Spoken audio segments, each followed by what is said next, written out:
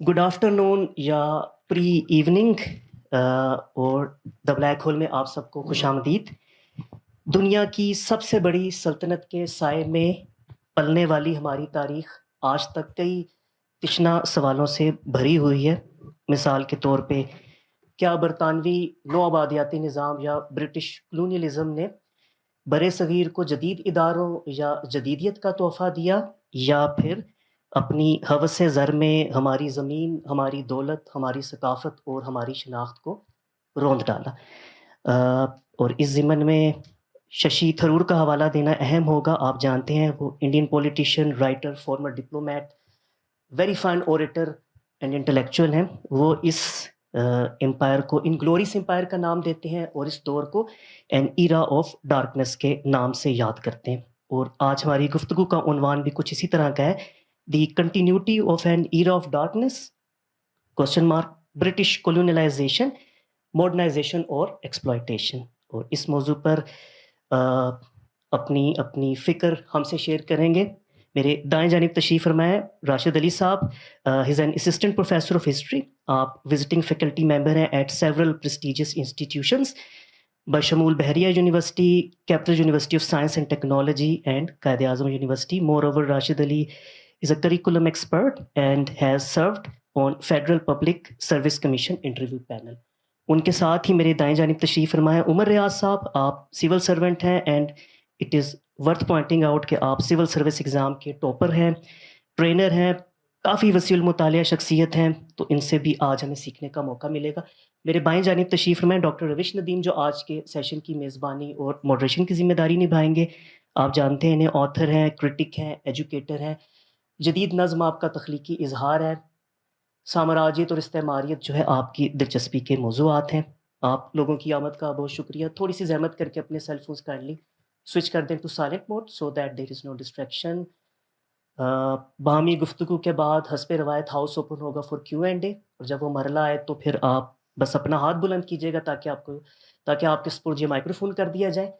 फिर आपकी आवाज़ जो है वो ऑनलाइन ऑडियंस तक बिल्कुल वाज़ेह और साफ जाएगी। शॉर्ट और टू द पॉइंट रहिएगा ताकि हम मौजू से डिस्ट्रैक्ट ना हो और ज़्यादा से ज़्यादा दोस्त जो हैं इस मुकालमे का हिस्सा बन सकें। And that's it. Now please welcome रविश नदीम साहब on my left and our guest speakers Rashid Ali and Umar Riyaz. Thank you. शुक्रिया दोस्तों। क़याम पाकिस्तान और आज़ादी की जद्दोजहद, ये दो मुख्तलिफ मौज़ूआत हैं, क्योंकि आज़ादी की जद्दोजहद में अंग्रेज़ के ख़िलाफ़ लड़ा गया और क़याम पाकिस्तान में हिंदू के ख़िलाफ़ लड़ा गया। जो आज टर्म इस्तेमाल होती है कॉलोनियलिज्म या कॉलोनाइजेशन और नौआबादियात, उस अहद में ये टर्म ऐसे नहीं थी।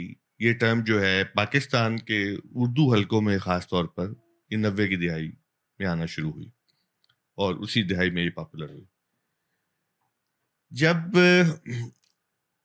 अंग्रेज यहाँ से चला गया तो कायद आज़म जब इंडिया से उन्होंने फ्लाइट ली और यहाँ कराची में उतरे तो हिस्टोरियन लिखते हैं कि उन्होंने वहाँ पर जिन ब्रिटिश एम्बेसी के लोगों से अपनी आखिरी मुलाकात की और फिर वो जहाज पे बैठे और जब वो यहाँ उतरे तो जिन अमेरिकन के साथ उन्होंने मुलाकात की, ये कुछ सिग्नल्स जो थे ये जब मैंने पढ़े तो मेरे लिए अजीब थे। लेकिन बाद में जब एक एप्लीकेशन मूव हुई अमेरिका असले के लिए, और उसके बाद जब जनरल ग्रेसी के बाद पाकिस्तान आर्मी को नेशनलाइज किया गया और जनरल अयूब को इसका चीफ बनाया गया, और इसी दौरान सेनेट और सीटों के मुआहदों पे दस्तखत हुए और पाकिस्तान जो है एक ब्लॉक का हिस्सा बन गया। ये एक छोटी सी कहानी है, और उसके बाद की कहानी किसी न किसी अंदाज में आप जानते हैं। हमारे यहाँ कॉलोनियलिज्म के ऊपर कम लिखा गया, इसकी अवेयरनेस कम दी गई। सिर्फ तरक्की पसंद हल्के थे जहां ये थोड़ी बहुत बात होती थी, یا کچھ ٹرانسلیشنز اس دور میں جو ہوئیں اس کے ذریعے سے یہاں پر یہ ساری مباحث چلی. لیکن 90 کی دہائی میں جب پوسٹ کلونیلزم کسی نہ کسی انداز میں گوپی چند نارنگ کے تھرو یا اور لوگوں کے تھرو یہاں پہ ڈسکس ہونا شروع ہوا تو اس میں یہ بحث بھی زیر گفتگو کا حصہ بنی. یہ جو آج کی کتاب ہے ششی تھرور کی، یہ ہماری آج کی گفتگو کا ایک بہانہ ہے. پاپولر کتاب ہے اور میڈیا پہ اس کو بہت پذیرائی ملی اور بہت کچھ انڈین آسپیکٹس کے حوالے سے ہمیں سمجھنے کا موقع ملا. گو جو پہلی کتاب اردو حلقوں میں اس حوالے سے لکھی گئی وہ نقش حیات تھی مولانا حسین احمد مدنی کی، جو ان کی سوانح عمری تھی. اس کا آدھا حصہ سارے کا سارا برٹش کولونائزیشن اور اس کے جو پولیٹیکل اکانومی کے جو اسپیکٹس تھے اس کے اوپر لکھا گیا تھا، جو بعد میں آدھا حصہ وہ کسی اور نام سے بھی چھپا. لیکن ان سے لے کر بعد میں جب یہاں پر شاہراہ انقلاب ڈاکٹر مبشر حسن کی چھپی تو یہ سارا عرصہ جو ہے اس میں ہمیں بہت کم کام ہے جو نظر آتا ہے. درمیان میں صرف ہمیں فراز فران کی ایک کتاب کی ٹرانسلیشن ملتی ہے افتادگان خاک کے نام سے. اچھا، یہ جو ہے اپنا کولونائزیشن اور ششی تھرور کی یہ کتاب، ہمارے جو پینلسٹ بیٹھے ہیں ہم ان کے ساتھ گفتگو تھوڑا سا اس کتاب کو بہانہ بناتے ہوئے اگلے لیول پہ کریں گے. اس کتاب کے اندر جو چیپٹرز ہیں اس میں انہوں نے جو بات کی ہے کہ کمپنی کیسے یہاں پر آئی، کیسے اس کے قبضے کا، اس کی طاقت کا ارتقا کیسے ہوا اور کیسے برطانیہ مکمل ہندوستان پر قابض ہوا. جو یہاں پر کنٹرول بنایا گیا وہ سماجی سطح پر کیسا تھا، سیاسی سطح پر کیسا تھا اور میڈیا اور تعلیم کی سطح پر کیسا تھا. پھر جو اکنامک لوٹ مار ہوئی اس کے اوپر ایک چیپٹر ہے، اور اس کے بعد انہوں نے یہاں کی جو ماڈرنائزیشن ہوئی ہے اس کو ڈسکس کیا، اور آخر میں جو گاندھی کی جو موومنٹ ہے انہوں نے اس کولونائزیشن کو اور اس ریاستی جبر کو کیسے سمجھا اور کیسے ریئیکٹ کیا، اس کے اوپر ان کی ڈسکشن ہے. ہم جو بات چلائیں گے وہ چلائیں گے اس حوالے سے کہ مارکس نے کہیں لکھا ہے کہ ہندوستان کی جو برٹشرز کے ہاتھوں غلامی ہے اس کے اندر ماڈرنائزیشن ہے. یہ ناگزیر تھا کہ اس کولونائزیشن کے تھرو وہ ماڈرنائزیشن کی طرف جاتا. تو گویا یہ دونوں چیزیں انٹر لنکڈ ہیں، اور یہی جو بائنری ہے اس کو ہم سمجھنے کی کوشش کریں گے اپنے ان پینلسٹ کے تھرو. تو میں سب سے پہلے تو عمر ریاض صاحب سے کہوں گا ذرا اس کتاب کو ڈسکس کر لیجئے، تھوڑا سا تعارف ہو جائے، آپ کیسے سمجھیں پلیز. جی بہت شکریہ.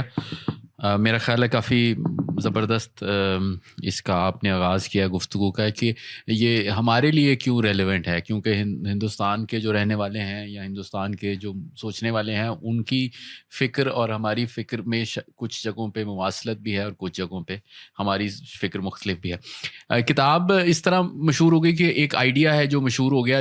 آئیڈیا جو مشہور ہو جائے اس میں بعض دفعہ اس کے پیچھے وزن کم بھی ہوتا ہے زیادہ. جیسے ایک آئیڈیا ہے کلیش آف سویلائزیشن کا، تو بہت زیادہ مشہور ہے، حالانکہ اس سے پہلے بہت دفعہ اس آئیڈیا کو نوانس طریقے سے بیان کیا گیا، اس کے بعد وہ رد ہوا، لیکن وہ چلا جا رہا ہے. تو یہ آئیڈیا زیادہ مشہور یوٹیوب سے ہو گیا کیونکہ ششی تھرور صاحب جو ہیں وہ آکسفورڈ یونین میں گئے اور وہاں پہ موضوع یہ تھا کہ کیا برطانیہ کو ہندوستان کے اوپر قبضے کے بعد جرمانہ یا ریپریشن دینی چاہیے.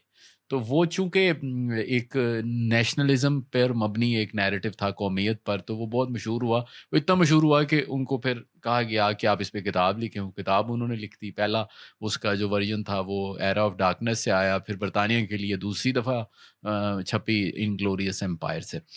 کتاب بنیادی طور پہ ایک اس کے دو، میں اس کی جو تھیسس ہے اس کو دو حصوں میں تقسیم کرتا ہوں، ایک فیکچول اور ایک کاؤنٹر فیکچول.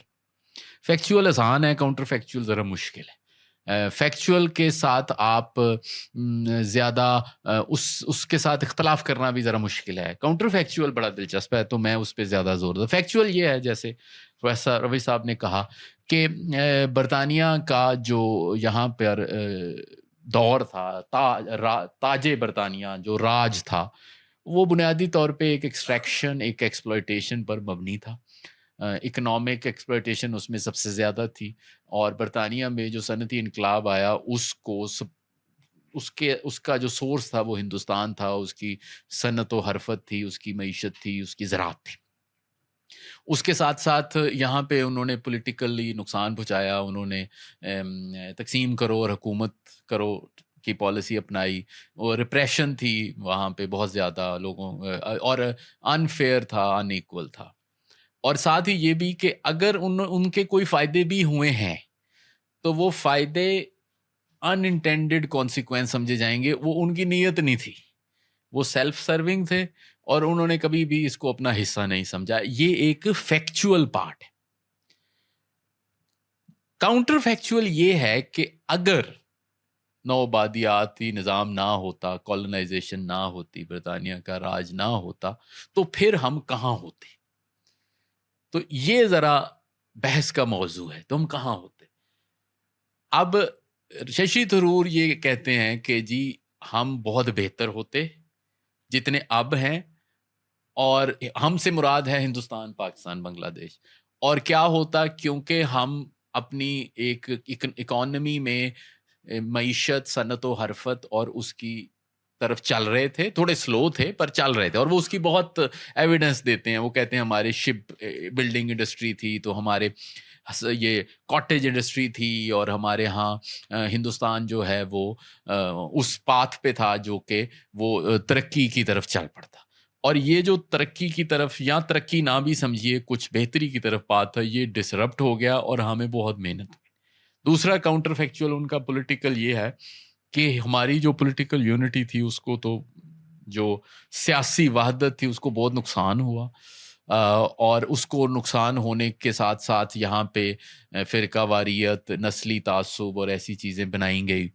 آپ لوگوں کو پڑھنا چاہیے، جو لوگ سن بھی رہے ہیں، جو تشریف بھی رکھتے ہیں، جو ایکچولی ایک بڑا اسٹرانگ تھیوریٹیکل تھیسس ہے. بینیڈکٹ اینڈرسن کی ایک کتاب جو امیجنڈ کمیونٹیز ہے، وہ بہت، یہ کتاب تو ذرا تاریخ کا سمجھیں تھوڑا اوپر سے ہے نا، اس کے اندر بڑی جان ہے. اور اس کو انہوں نے کوٹ کیا ہے کافی.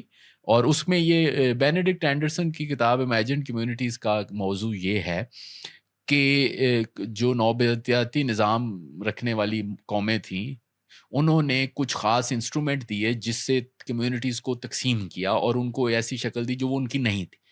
جیسے نقشہ ہے تو کمیونٹیز فلوئڈ ہوتی تھی، وہ آپس میں ان کو تقسیم کیا. جیسے میوزیم ہے، ان کو بتایا کہ آپ کی تاریخ ان کی علیحدہ ہے، آپ کی علیحدہ ہے. جیسے یہ سینسز ہے، یہ جو مردم شماری ہے، تو لوگوں کو کلاسز میں، وہ علیحدہ ایک بحث ہے، لیکن انہوں نے اس کا سہارا لیا. اور یہ کہتے ہیں کہ کاؤنٹر فیکچول جو ہے اس کے مطابق، بلکہ ان کے میجر زیادہ اعتراض کاؤنٹر فیکچول پہ ہے اگر اس میں ہو بھی. اور وہ مثلا ان کا یہ کاؤنٹر، اس میں وہ کہتے ہیں کہ اچھا جس طرح میجی ریولوشن جاپان میں، ریولوشن ٹرانسفارمیشن تھی 1850 سے تقریباً 1920 تک، تو ویسے ہم ہو سکتے تھے. یا ہمارے ہاں جو 1857 میں اتحاد تھا جنگ آزادی یا میوٹنی کے ٹائم پہ، وہ برقرار رہ سکتا تھا جس میں، اور یہ بھی ہو سکتا تھا کہ مغل بادشاہ کے نیچے مراٹھا فوج جو ہے وہ چلتی. تو یہ تھیسس ہے، اور وہ اس کاؤنٹر فیکچول ہے. اور وہ یہ بنیادی طور پہ جواب دیتے ہیں جو جن کو وہ کہتے ہیں امپائر اپولوجسٹ، جس میں مشہور فرگوسن ہے، ناول فرگوسن، جو کہ آج بھی سامراج اور نوآبادی نظام کے سمجھے گن گاتے ہیں. تو یہ مشہور بہت ہو گیا کیونکہ جو اسپیشلی ہندوستان میں ایک یرننگ ہے اباؤٹ دیئر گریٹنس. تو وہ جو گریٹنس ہے اس کو جسٹیفائی کرنا پڑتا ہے. تو وہ جسٹیفائی کرنے کے لیے ایک ان کو پتہ چلا کہ اچھا ہم تو بہت ہی خوشحال اور اس طرح تھے، تو یہ کالونائزیشن نے اس کو فرسٹریٹ کیا. تو میں صرف اس کو کنکلوڈ کروں گا کہ فیکچول پارٹ جو ہے وہ مجھے اس پہ کچھ زیادہ کچھ اعتراضات ہیں پرسنلی. اعتراضات مینس کرٹیک ہے کہ جیسے 1700 کی جو اکانومی کو 2000 کی اکانومی سے میئر کرنا بڑا مشکل ہے. پری انڈسٹریلائز اکانومی جو تھی وہ کنزمپشن بیس تھی, تو جس کنزمپشن بیس کا مطلب ہوتا ہے جس ملک کی آبادی زیادہ ہے اس کی اکانومی بڑی, لیکن اب اور طرح کی ہے. لیکن یہ نہیں کہا جا سکتا کہ کالونائزیشن کوئی خوشگوار تجربہ ہے یا یہ کوئی ایسی چیز ہے جو کوئی ہونی چاہیے. یہ ایک ظاہر ہے انسان میں ایک تفریق کا باعث ہے, لیکن جو کاؤنٹر فیکچوئل ہے میرا خیال ہے وہ سوچنے کی بات. تھینک یو عمر صاحب. راش صاحب, بہت سیدھا سے سوال ہے, جو عمر صاحب نے کہا ہے آپ اس سے کتنے ایگری ہیں کتنے ڈس ایگری؟ شکریہ جی. جو ٹاپک ہے اور ششی تھرور کی بک ہے, اس ٹاپک کو سمجھنے کے لیے سب سے پہلے تو میں اپنے جو آڈینس ہیں جو یوٹیوب پہ بھی آئیں گے ان سب سے پہلے ان کا لرننگ کا سب سے پہلا اصول ہوتا ہے اسکیپٹیسزم. ڈاؤٹ کریٹ کریں ہر چیز پہ اور اپنی لرننگ کی طرف خود سے جائیں. انفارچونیٹلی جو سب کانٹیننٹ کے لوگ ہیں وہ زیادہ تر کنزرویٹو اور ارریشنل ہیں. ابھی ریسنٹ انسیڈنٹس دیکھ لیں کہ ہم ریشنل اپروچ کم اور ارریشنل اور ایموشنل زیادہ ہیں. یہ ٹاپک اتنا کمپلیکیٹڈ ہے, 1 گھنٹے کی ڈبیٹ میں اس کو ڈسکس کرنا میرے لیے بہت سب سے مشکل ترین کام تھا. اس کو سمجھنے کے لیے تو بہت بڑی ہسٹری پڑھنی پڑے گی, سب کانٹیننٹ کی ہسٹری, انگلینڈ کی ہسٹری, کانسٹیٹیوشنل مونارکی کی ہسٹری. جب تک آپ کو پتہ نہیں ہوگا کہ میگنا کارٹا کیا تھا, پٹیشن آف رائٹ کیا تھی 1628 کی, گلوریس ریولوشن کیا تھا, پارلیمنٹری سپریمیسی کیا تھی, اور ڈیموکریٹک انسٹیٹیوشنز اور امپرسنل انسٹیٹیوشنز کیا تھے. سب کانٹیننٹ میں مورین امپائرز, یہاں پہ امپیریل گپتاز, یہاں پر جو دہلی سلطنت ٹائم پیریڈ, مغلز ایرا, وہاں پہ بادشاہ کا سٹیٹس کیا تھا, آٹوکریٹک ریجیمز کیا ہوتی ہیں, اور آٹوکریٹک ریجیمز میں جو پرسنل رول ہوتا ہے, everything within the state belongs to the king. King جو تھا, he was the king not only the lands of the people, even the life and properties of the people as well, but this was not the case in England. اتنے بڑے topic کو comprehend کرنا مشکل ہے. میں صرف simply آپ کو کوشش کروں گا کہ اس ڈبیٹ سے آپ لوگ جو ہے خود سے فردر ریڈنگ کرنا شروع کریں اور چیک کریں کہ یہ جو کولونائزیشن تھی کہ کیا یہ واقعی ماڈرنائزیشن تھی بھی کہ نہیں تھی. یہاں پر جو امپرسنل انسٹیٹیوٹس ڈیولپ کیے, بہت I am not apologist of empire, بہت سارے معاملوں میں بالکل ان کو جو ہے ان کو ایک کریٹیکل پوائنٹ آف ویو سے بھی دیکھوں گا اور بتاؤں گا کہ آپ لوگوں نے اس کو کیسے فردر اسٹڈی کرنا. لیکن my thesis aligned with the modernisation. I have taught a course in Quaid Azam University and the course کا ٹائٹل جو تھا وہ تھا یورپین کولونائزیشن. آپ لوگوں کو بھی ایک چیز میں سجیسٹ کروں گا کہ جب یورپین کولونائزیشن اسٹڈی کرنا ہے نا, تو یورپ کے رائز کو بھی اسٹڈی کریں. اور یورپ کے رائز میں صرف آپ یہ اسٹڈی کر کے دیکھیے کہ برٹش سوسائٹی کیسی تھی when comparing with the French, Dutch, Portuguese and Spain. ان کا بھی کولونیلزم تھا, انہوں نے بھی کالونیز بنائی تھی, اور سب سے پہلے پورچوگیز نے بنائی, پھر اسپین نے بنائی نارتھ امریکہ ساؤتھ امریکہ میں, پھر ڈچ نے بنائی. ان کی کالونیز کو دیکھیں ذرا, جو ہمارا انڈونیشیا ہے, ملیشیا کے ریجنز ہیں, ٹھیک ہے. پھر فرینچ نے بھی کالونیز بنائی نارتھ امریکہ میں, ساؤتھ امریکہ میں. آپ ذرا یہ بھی اسٹڈی کیجیے گا کہ ان کالونیل جو ماسٹرز تھے انہوں نے کتنی ڈیولپمنٹ کی, کتنی ریلویز بنائے, کتنے امپرسنل انسٹیٹیوشنز بنائے. ٹھیک ہے, ہم اکثر یہاں کے لوگ جو ہیں, یہاں کے لوگوں کو اس بات پہ اگر میں کہتا کہ جی یہ ایکسپلائٹیشن تھی, لوگ بہت خوش ہوتے ہیں کہ واقعی جی وہ تو لوٹ کے چلے گئے, اسٹڈی نہیں کریں گے. اگر ان کو اپولوجی کے طور پہ بتائیں کہ نہیں جی انہوں نے یہاں پہ بہت کچھ ڈیولپ بھی کر کے گئے ہیں, آپ دور نہ جائیں مجھ سے پوچھیں کہ سب کانٹیننٹ کی ہسٹری کا سب سے بڑا کام کیا, تو آئی وڈ سے کہ development of Indian penal code 1837 by Macaulay. یہاں کے انفارمل ایجوکیشن سسٹم کو, جو کہ مدرسوں میں اور چرچ یا ان سب چیزوں میں ہوتا ہے, تو فارمل ایجوکیشن سسٹم آپ اسٹڈی کر کے دیکھیں. 1813 کا چارٹر ایکٹ, آپ جو ہے کمیٹی آف 1823 پڑھ کے دیکھیں, ووڈز ڈسپیچ پڑھیں, ہنٹرس کمیشن کی رپورٹ پڑھ کے دیکھیں, چیزیں پتہ چلیں گی کہ فارمل ایجوکیشن سسٹم میں اور انفارمل ایجوکیشن سسٹم میں کیا فرق ہے. بہت سارے لوگ یہ اپولوجی کرتے ہیں کہ جی ریلوے کا سسٹم جو ہے 1947 میں 65,000 کلومیٹر ریل کی پٹری بچائی انہوں نے یونائٹیڈ انڈیا میں. وہ کہتے ہیں کہ جی انہوں نے لوٹ مار کے لیے را مٹیریل بھیجنے تھے. ماڈرنٹی جو ہے نا, یہ انٹینٹ نہیں دیکھتی. یہ وہ انسٹیٹیوشن ہے جس کو انڈیا, بنگلہ دیش اور پاکستان آج دن تک یوز کر رہا ہے. انہوں نے جو rule of law, parliamentary system, political system یہاں تو ڈیولپ ہی نہیں ہوا تھا. انہوں نے جو چیزیں اب اس کی ابھی روش صاحب سے پہلے بھی میری یہ ڈسکس ہو رہی تھی کہ برٹش ایسٹ انڈیا کمپنی جب 1600 میں آئی تھی ان دا انیشلی ایرا ان کی کوشش تھی کہ انہیں فرمان مل جائے, مطلب ایک جو ہے چارٹر مل جائے, جو کہ نہیں ملا 1717 تک. لیٹر انڈیا جو ہے وہ فریکچرڈ انڈیا تھا 1757 میں ٹائم پیریڈ میں. Mughal empire was on a decline. وہاں پہ مراٹھاز نظام اور جتنے آلموسٹ 100 پرنسلی اسٹیٹس تھی دوز جو کہ پاور شیئر کر رہی تھی اور آپس کی so there was a sort of civil war. تو اس میں کسی نہ کسی پاور نے مرج ہونا ہی ہونا تھا. اگر آپ یہ کہیں کہ برٹش ایسٹ انڈیا کمپنی جو ہے وہ مغل کے پیک ایرا میں آتی اور یہ چیزیں کرتی تو شاید پاسبلٹی نہ ہوتی. تو فریکچر انڈیا میں آئے ہیں, انہوں نے یہاں پہ پولیٹیکل یونٹی دی. اب برٹش ایسٹ انڈیا کمپنی کو یس دے ڈیڈ کرپشن. ایک بہت اچھی بک ہے ایسم برگ کی دا برٹش راج, اسٹڈی کر کے دیکھیں. 1757 سے لے کے 1772 تک برٹش ایسٹ انڈیا کمپنی جو وہ ایک پرائیویٹ کمپنی تھی, اس کو ختم بھی نہیں کر سکتے تھے انگلینڈ کا سسٹم ادھر, کیونکہ اس کے وہی رائٹس تھے جو کہ کسی عام انڈیویجول سٹیزنس کے ہوتے ہیں. سب کانٹیننٹ میں سٹیزن شپ نہیں تھی, یہاں پہ سبجیکٹ تھا. سول رائٹ ہی نہیں تھے, پرائیویٹ پراپرٹی نہیں تھی, تو سول رائٹس کیسے ہوتے, سول لا کیسے ڈیولپ ہوتا. تو اس کو انہوں نے کرپشن کی 1757 سے آپ جا کے اسٹڈیز کیجیے گا. اس کی کرپشن کے آپ ڈیٹا, بہت سارا ڈیٹا ہے. ایک چیز مجھے ششی تھرور کی بک میں مجھے شاید بینگ این اکیڈیمشین, ایک چیز میں اور بتا دوں, اکیڈیمشینز ہونے کے ناطے ہمارا یہ مقصد نہیں کسی کو نیچا دکھانا یا کسی کو اوپر دکھانا. مقصد جو ہے وہ یہ ہے کہ آپ لوگ اپنی انڈیویجول اپروچ ڈیولپ کریں. ششی تھرور بینگ این اکیڈیمشین کو یہ بھی بتانا چاہیے تھا کہ جب ریگولیٹنگ ایکٹ آ گیا 1773 کا, اس کے بعد کیا برٹش ایسٹ انڈیا کمپنی کے پاس اوپن وینیوز تھے ٹو کرپٹ, اس کو پلنڈرنگ کرتے. 1784 کا جو پٹس انڈیا ایکٹ تھا, چیزوں کو تھوڑا سا فردر اسٹڈی کر کے دیکھیں. یس کرپشن تھی, برٹش ایسٹ انڈیا کمپنی کو پھر ریگولیشن کے انڈر آ گئی اور انہوں نے اس کرپشن کو اکنالج کیا اور پھر سسٹمیٹک وے سے اس کو ایریڈیکیٹ کرنے کی کوشش کی. ان کی جو بیوروکریسی تھی, ان کی بیوروکریسی میں ایک سینس تھی جسے ہم ٹرمینالوجی بولتے ہیں ایسپری دی کور. دے ڈو ایکسپوز, اپنے کرپٹ لوگوں کو ایکسپوز کرتے تھے. سب کانٹیننٹ میں آپ دیکھ لیں, انڈیا, بنگلہ دیش, پاکستان, ایک جیسا کلچر آف کرپشن ہے. ہم ایک دوسرے کو ایکسپوز نہیں کرتے, ایک دوسرے کو پروٹیکٹ کرتے ہیں کہ یار کل کو یہ میرے اوپر بھی ٹائم نہ آ جائے.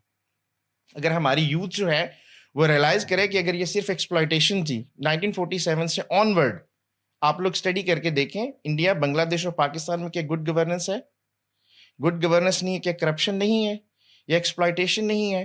ہمارے جو سارے کے سارے انسٹیٹیوشنز جو ہیں, ویدر اس جوڈیشری, سارے کے سارے ڈیٹیریٹ ہوتے جا رہے ہیں, میڈیولزم کی طرف جانا شروع ہو گئے ہیں. سب کانٹیننٹ کی اسٹڈی کر کے دیکھیں ہسٹری کو, تو you will find a new paradigm come. جب برٹش ایسٹ انڈیا کمپنی یہاں پر آئی, لیکن شروع میں وہ پلنڈرنگ کی ہے اس نے, کوئی شک نہیں ہے اس میں, لیکن جیسے ریگولیشن کے انڈر آئے ہیں تو انہوں نے ہندوستان کی تاریخ میں, آپ یہ کاؤنٹر فیکٹر چیک کیجئے گا, ہندوستان کی تاریخ میں کبھی بھی کوئی ایگزیکٹو عدالت میں اپنی لوٹ کی وجہ سے نہیں گیا تھا. یہ وارن ہیسٹنگ تھا, سیکنڈ گورنر جنرل تھا. وارن ہیسٹنگ کا اور پلاسی, ان دونوں کو ایسا, lord Clive, battle of Plassey میں جنرل وکٹری کی, سوری سر نے کریکٹ کر دیا, لارڈ کلائیو, ان دونوں کو جو ہے کورٹ میں جانا پڑا, بری ہو گئی اور بری ہوئے, لیکن کتنے سالوں کا ٹرائل چلا. ایڈمنڈ برک جو تھا اس نے, آپ ذرا اسٹڈی کر کے دیکھیے گا اس ٹرائل کو. اگر آپ یہ مجھے کہیں گے کہ جی ان کی ایکسپلائٹیشن ان چیک گئی, I will not accept it being an historian. اور ان کی اسی چیز کو فردر انہوں نے یہاں پہ, ایک چیز میں آپ کو بتاتا ہوں, سب کانٹیننٹ میں تو پرائیویٹ پراپرٹی جو ہے, میں نے آپ بھی بتایا کہ اس کا تو کنسیپٹ ہی نہیں تھا. Everything, every land, everything belongs to the rulers, masters. اور بادشاہوں کو اتارنے کا یا ان کو پاور کو کرٹیل کرنے کا کوئی میکانزم ہی نہیں تھا. اور جو یہاں پہ بیوروکریسی تھی وہ بھی پیٹریمونیل, جتنا قریبی الائنس ہوتا تھا بادشاہ سلامت کے ساتھ یا ان کے قریبی, اسی سسٹم پہ وہ ساری بیوروکریسی کھڑی ہوئی ہوتی تھی. اور اس کو اتارنے کا یا اس کو فردر چیک کرنے کا کوئی سسٹم ہی نہیں تھا. آپ نے ایک بہت مشہور کوٹ سنا ہوگا لارڈ ایکٹن کا, power corrupts and absolute power corrupts a man absolutely. جو پولیٹیکل سائنس کے یا انٹرنیشنل ریلیشنز کے اسٹوڈنٹس ہیں, they knew very well about Montesquieu's theory of separation of power. उसने तो यही कहा था कि ह्यूमन साइकोलॉजी ये बताती है कि कोई एक या एक से ज्यादा पावर किसी एक इंस्टीट्यूशन या शख्स के पास होंगे तो वो उसको करप्ट करेगा. सेपरेशन ऑफ पावर भी इन्होंने यहाँ पे इंट्रोड्यूस करवाया. सिविल ब्यूरोक्रेसी को, जो कि पहले जिम्मेदारों के अंडर होती थी, टू कलेक्ट टैक्सेस, और वो उसको पेनलाइज करते थे, लोगों को खून चूस के रख जाते थे. सिविल ब्यूरोक्रेसी का जो है आगाज भी लॉर्ड कार्निवालिस के कोड से हुआ, क्योंकि यहाँ पे तो यूनिफाइड कोड ही नहीं था. तो चीजें इतनी कॉम्प्लिकेटेड है, हमें आसान, जैसे यहाँ पे अगर हम न्यूटन की थ्योरी या बहुत कॉम्प्लिकेटेड फिनोमेना यूनिवर्स या कॉस्मोलॉजी से रिलेटेड सुनाना शुरू करते हैं, बात करना शुरू करते हैं, आम माइंड उनको जल्दी से ग्रैस्प नहीं करेगा. उनको सादा से अंदाज में बता देंगे जी बहुत बड़ी यूनिवर्स, वो समझ जाएंगे. ये जितना टॉपिक सादा सा लगता है, एक्सप्लॉयटेशन कहना बहुत आसान है, सबसे आसान काम है. हमें बहुत ज्यादा रेजिस्टेंस मिलती है यूनिवर्सिटीज में जब स्टूडेंट्स, वो तो हमसे झगड़ना शुरू करते हैं, सर आप कैसे कह रहे हैं, ये तो लूट के चले गए. मॉडर्नाइजेशन कहना मुश्किल. सो आई align my self with modernisation. तो इस मॉडर्नाइजेशन में देखें, जो लीगल सिस्टम है, एजुकेशन सिस्टम है, सर ने बात की सोशल सिस्टम की. साउथ एशिया में कुछ ऐसी इवल्स थी जिसको हम कस्टम या राइट्स कहते थे. सती का इंस्टीट्यूशन देख लें, चाइल्ड मैरिज देख लें, री मैरिजेस ऑफ विडो देख लें, ये ऐसे थे. अगर मुस्लिम रूलर्स इनको टच करते तो definitely there would be clash between Hindu and Muslims. सब कॉन्टिनेंट के तारीख का एक मसला रहा है कि पॉलिटिक्स और मजहब एक दूसरे से इनसेपरेट नहीं हो सके, सेपरेट नहीं हो सके. दिस हैपन इन यूरोप, और यूरोपियन सोसाइटीज में आई वुड बिलीव कि ब्रिटिश जो है दे वर द मोस्ट मॉडर्न. उसकी एक रीजन है, फ्रेंच रेवोल्यूशन के बाद पूरा यूरोप जो है वहां पर बहुत सारे रेवोल्यूशंस आए. हर नेशन कहती थी, क्योंकि नेशनलिज्म का भी उसी से आगाज होता है, हर नेशन कहती थी हमें कॉन्स्टिट्यूशन दिया जाए जिसमें किंग की पावर को कर्टेल किया जाए, सिविल लिबर्टीज दी जाए. खून खराबा हुआ. फ्रांस एग्जाम्पल उसके सामने, पूरी दुनिया हिल के रहेगी. उसके बाद सिर्फ एक कंट्री नहीं हिला तो वो ब्रिटेन था. क्यों? क्योंकि वो ग्लोरियस रेवोल्यूशन में पार्लियामेंट्री सुप्रीमेसी स्टैब्लिश हो चुकी हुई थी. ऑल पावर्स, क्राउन की पावर्स खत्म हो चुकी थी. वो पावर्स तो चली गई हुई थी पार्लियामेंट के पास, जिसमें टोरीज और विग्स थे. जो लोग वोट देते थे वो रूल करते थे, और वही कानून बनाते थे, वही टैक्सेशन लगाते थे, और वही गवर्नमेंट जो टैक्स लगाती है वही रूल करती थी. तो चीज़ों को जितना है ना हम इतना आसानी के साथ देखते हैं. कि एक और चीज़ मैं आपको यहाँ पे गोश गुजार करना चाहूँगा, फिर सर को मौका देते हैं कि वो इसको किस तरीके से जो है फर्दर आगे लेके चलते हैं. 1781 में जब 1776 में अमेरिकन रेवोल्यूशन बिगन, एंड 1781 में जो है उनको ट्रीटी ऑफ पेरिस के तहत तस्लीम कर लिया ब्रिटिश कॉलोनी ने, ब्रिटिश कॉलोनियल मास्टर ने, कि आप अब आज़ाद हैं. तो उसके बाद जो है ना ब्रिटेन ने हर जगह पर एक लेसन सीखा है कि यार जो मिस्टेक हो जाती है ना उसको वो एक्नॉलेज भी करते हैं, और उसको जो है उसको करेक्ट करने की भी कोशिश करते हैं. साउथ एशिया में मैं आपको एक सब कॉन्टिनेंट की बात बताता हूँ. आपने लॉर्ड डलहौजी का जो है ना बड़ा सुना होगा जी, डॉक्ट्राइन ऑफ लैप्स. बात पता है क्या, जब सब कॉन्टिनेंट में पॉलिटिकल वैक्यूम क्रिएट हो रहा था, हुक्मरान जो हुक्मरानी नहीं कर पा रहे थे ठीक से, डिफरेंट पावर्स इमर्ज, मराठास, निजाम, सिख, जाट्स, बहुत सारी पावर्स इमर्ज हो गई थी. अवाम की तो जो पहली, अगर आपने हॉब्स को पढ़ा हुआ है तो वो ह्यूमन बताता है कॉन्ट्रैक्ट की पहला जो शर्त है कि हमारी जान और माल का तहफ़्फ़ुज़ होना चाहिए. बाकी चीजें बात की, जान और माल का तहफ़्फ़ुज़ नहीं यहाँ पे रह रहा. तो उस पॉलिटिकल वैक्यूम को फिल कर रही थी ब्रिटिश ईस्ट इंडिया कंपनी. इसी चीज को तनाजुर, और यहाँ की गुड गवर्नेंस नहीं, बैड गवर्नेंस थी. उस बैड गवर्नेंस को वो ग्रेजुअली उसको फिल अप कर रहे थे. तभी उन्होंने देखा कि यहाँ के अगर हुक्मरान जो प्रिंसली स्टेट्स हैं, अगर कोई जिसका नहीं है तो उसको खत्म करके उस पर ब्रिटिश ईस्ट इंडिया कंपनी का रूल है. लेकिन उस चीज की वजह से 1857 की जंग आज़ादी भी हुई. उस वक्त सैयद अहमद खान का एक पम्फलेट आया था, prodigal causes of Indian revolt. उसमें उन्होंने ये कहा था कि आपने इंडियंस को इंक्लूड नहीं किया, इनकॉर्पोरेट नहीं किया लॉ मेकिंग में, एग्जेक्टिव काउंसिल्स में. British realise this mistake. 1861 का एक्ट आया, काउंसिल्स को इनलार्ज किया, इंडियन को इनकॉर्पोरेट किया, but not as a permanent member. कि इनको सिखाया जाए कि लॉ बनाते कैसे हैं, रूल कैसे करते हैं. 1892 کا ایکٹ آیا, منٹو مورلے ریفارمز آئی 1909 کی, وہاں پر آ کے انہوں نے یہاں کے ایگزیکٹوز بنانے شروع کر دی. 1919 کی مونٹیگو چیلمسفورڈ ریفارمز آئیں, انہوں نے جو ہے پروونشل لیول پر ڈیارکی کچھ اپنے پاس سبجیکٹ رکھے, کچھ مستقل انڈینز کو دے دی, لیسر امپورٹنٹ. اور 1935 کے ایکٹ کے بعد مکمل طور پر پروونسز جو ہیں ان کے حوالہ کر دی, ٹرین کیا یہاں کے لوگوں کو. اگر اس کے بعد کوئی ایکٹ آتا تو ڈیفینیٹلی وہ اس کو بالکل اپنے ساتھ ایک کامن ویلتھ میں شامل کرتے, اور اختیار جو ہے جیسا کہ انہوں نے کینیڈا, آسٹریلیا یا ڈفرینٹ ان کی جو ڈومینینز ہیں ان کے ساتھ کیا. ناٹ سیئنگ اگر آپ نے ایکسپلائٹیشن دیکھنی ہے تو آپ اسٹڈی کر کے دیکھیں اسپینش کلونیلزم کو, آپ اسٹڈی کر کے دیکھیں پورچوگیز کلونیلزم کو, آپ اسٹڈی کریں جہاں جہاں پر فرانس نے اپنی کالونیز بنائی, کتنی ڈیولپمنٹ کی انہوں نے انسٹیٹیوشنس کو, کتنا سیلف رول ان کو دیا, اور کس طریقے سے انسٹیٹیوشن امپرسنل انسٹیٹیوشن انہوں نے ڈیولپ کیے. لوٹ کو چیک کرنا ہے تو آپ وہاں پہ جا کے دیکھیں. تو this is what I do believe. Further جو ہے ڈبیٹ جیسے آگے چلتی ہیں, I am here to defend my thesis. اب میں سر سے بات. جی تھینک یو راشد, آپ نے اپنا پوائنٹ آف ویو بڑا فگرز کے ساتھ دیا, بڑا ویوڈ ہے. اچھا عمر ریاض صاحب, جدھر یہ بات کر رہے ہیں نا راشد صاحب, دیکھیے یہاں پر ایک عہد کا بھی فرق ہے. مڈل ایجز کے ایگریرین سماج کو ہم کیپٹلزم کے ماڈرن سماج کے ساتھ ڈسکس کرنا, ایون کمپیئر کرنا بڑا مسئلہ ہے, کیونکہ ہمارے ہاں تو وہ کسی نہ غالب کے عہد تک اس کی کنٹینیوٹی چل رہی تھی ہندوستان میں, مڈل ایجز کی بھی اور یہاں کی کنگشپ کی بھی, یہاں کی فیوڈلزم کی بھی, جو کچھ بھی تھا, اور وہی ورلڈ ویو یہاں پر موجود تھا. وہاں رینیساں کے بعد جو انلائٹنمنٹ آئی ہے انہوں نے پورا ورلڈ ویو چینج کر دیا. اب کیپٹلزم کی ایک اپنا ایک میکنزم ہے. اب یہاں پر جو ماڈرنزم آیا ہے وہ یہاں کے نیٹیوز کی نہ ڈیمانڈ پر آیا ہے نہ ان کی اپنی اسٹرگل پر آیا ہے. اب جب برٹشرز کیپٹلزم کا جو میکنزم ہے اس کے پریشر میں جب وہ نئی دنیا ڈھونڈنے نکلے ہیں اور یہاں پر آئے ہیں, تو اب وہ یہ نہیں کر سکتے تھے کہ وہ کنگ شپ کو کنٹینیو کر کے تو اپنے ماڈرن کیپٹلزم کو جنابی ایوالو کرتے, ایسا ممکن نہیں تھا. لہٰذا وہ جس ورلڈ ویو کے ساتھ وہ آئے تھے اسی ورلڈ ویو کے ساتھ انہوں نے یہاں پر ڈیولپ کیا.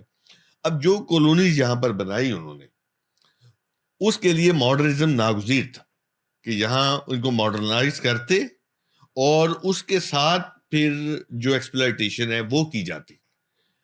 تو مجھے بتائیے اس حوالے سے کہ کیا کیپٹلزم اور یہ ماڈرنائزیشن ان کا جو لنک ہے ویسے ہی ہے جیسے راشد صاحب بتا رہے ہیں, یا اس میں کوئی ہمیں کسی اور اینگل سے بھی دیکھنا چاہیے اس کو؟ مجھے تو صرف ایک ڈر ہے کہ بہت ہیوی لفظوں سے ہماری آڈینس بھاگ نہ جائے, تو ہم آسان بات یہ ہے کہ میری رائے میں راشد صاحب کا جس طرح ششی تھرور صاحب کا ویو لینئر ہے, مجھے لگتا ہے میں معذرت سے کہوں گا راشد صاحب کا ویو بھی لینئر ہے. اور یہ بھی ایک آئرنی ہے کہ میں ایک کلونیل انسٹیٹیوشن سے بلانگ کرتا ہوں, یعنی سول سروس سے, اور میں اس کے اگینسٹ ہی بولنا چاہوں گا. تو آپ کے سوال میں بڑی نوانس ہے, اور وہ جو نوانس ہے وہ ہے لاجک میں از آر فیلسی سے بچنا. یعنی ہم یہ نہیں کہہ سکتے کہ یہ تھا تو یہ نہیں تھا. تو اب میں آپ لوگوں کے سامنے کہوں گا کہ روی صاحب نے جو اس میں پوائنٹ ایڈ کیا ہے وہ سمجھے کلونیلزم سے مبرہ ہے, اور وہ ہے ہمارے کیپٹلزم کا یا ہمارے جو سرمایہ دارانہ نظام کا ایک پہلو, جو کہ یعنی ماڈرنائزیشن جو ایکسپلائٹیشن سرمایہ دارانہ نظام نے کرنی تھی اس کے لیے کچھ ڈگری آف ماڈرنائزیشن ضروری تھی, اور وہ ماڈرنائزیشن آئی. لیکن راشد صاحب کی بات میں یہ وزن ہے کہ اگر اس سے پہلے کیا تھا, یعنی اگر تو اس سے پہلے اگر بہت سٹیبلٹی ہوتی تو پھر ہم یہ کہتے کہ یہ بہت بڑا ظلم تھا. لیکن وہ ویکیوم تھا, اینارکی تھی, اس لیے یہاں پہ ایک آرڈر آیا, اور اس آرڈر کے نتیجے میں انسٹیٹیوشنز بنے. وہ انسٹیٹیوشن انکمپلیٹ تھے, یعنی یہ نہیں مثلا 1935 تک, میں راج صاحب سے عرض کروں گا 1935 تک ہمارے ہاں ہر بندے کو ووٹ کا حق نہیں تھا. 1919 میں ووٹ کا حق دینے کے لیے آپ گریجویٹ ہوں گے, ذمہ دار ہوں گے, ٹیکس دیں گے, تبھی ووٹ آپ کو حق ملے گا. تو وہ ایک سلیکٹیو تھا, لیکن وہ راج صاحب وہ ٹرانزیشن تھا. لیکن یہ جو سرمایہ دارانہ نظام والی بات ہے یہ بڑی اہم ہے, کیونکہ اس کے اثرات ہمارے پاس آج تک ہیں. کیونکہ سیدھی سی بات, آج ہماری ایلیٹ کون ہے؟ آپ کوئی بھی ایسی ایلیٹ نہیں دیکھیں گے جس کی روٹس کلونیل نہیں ہے.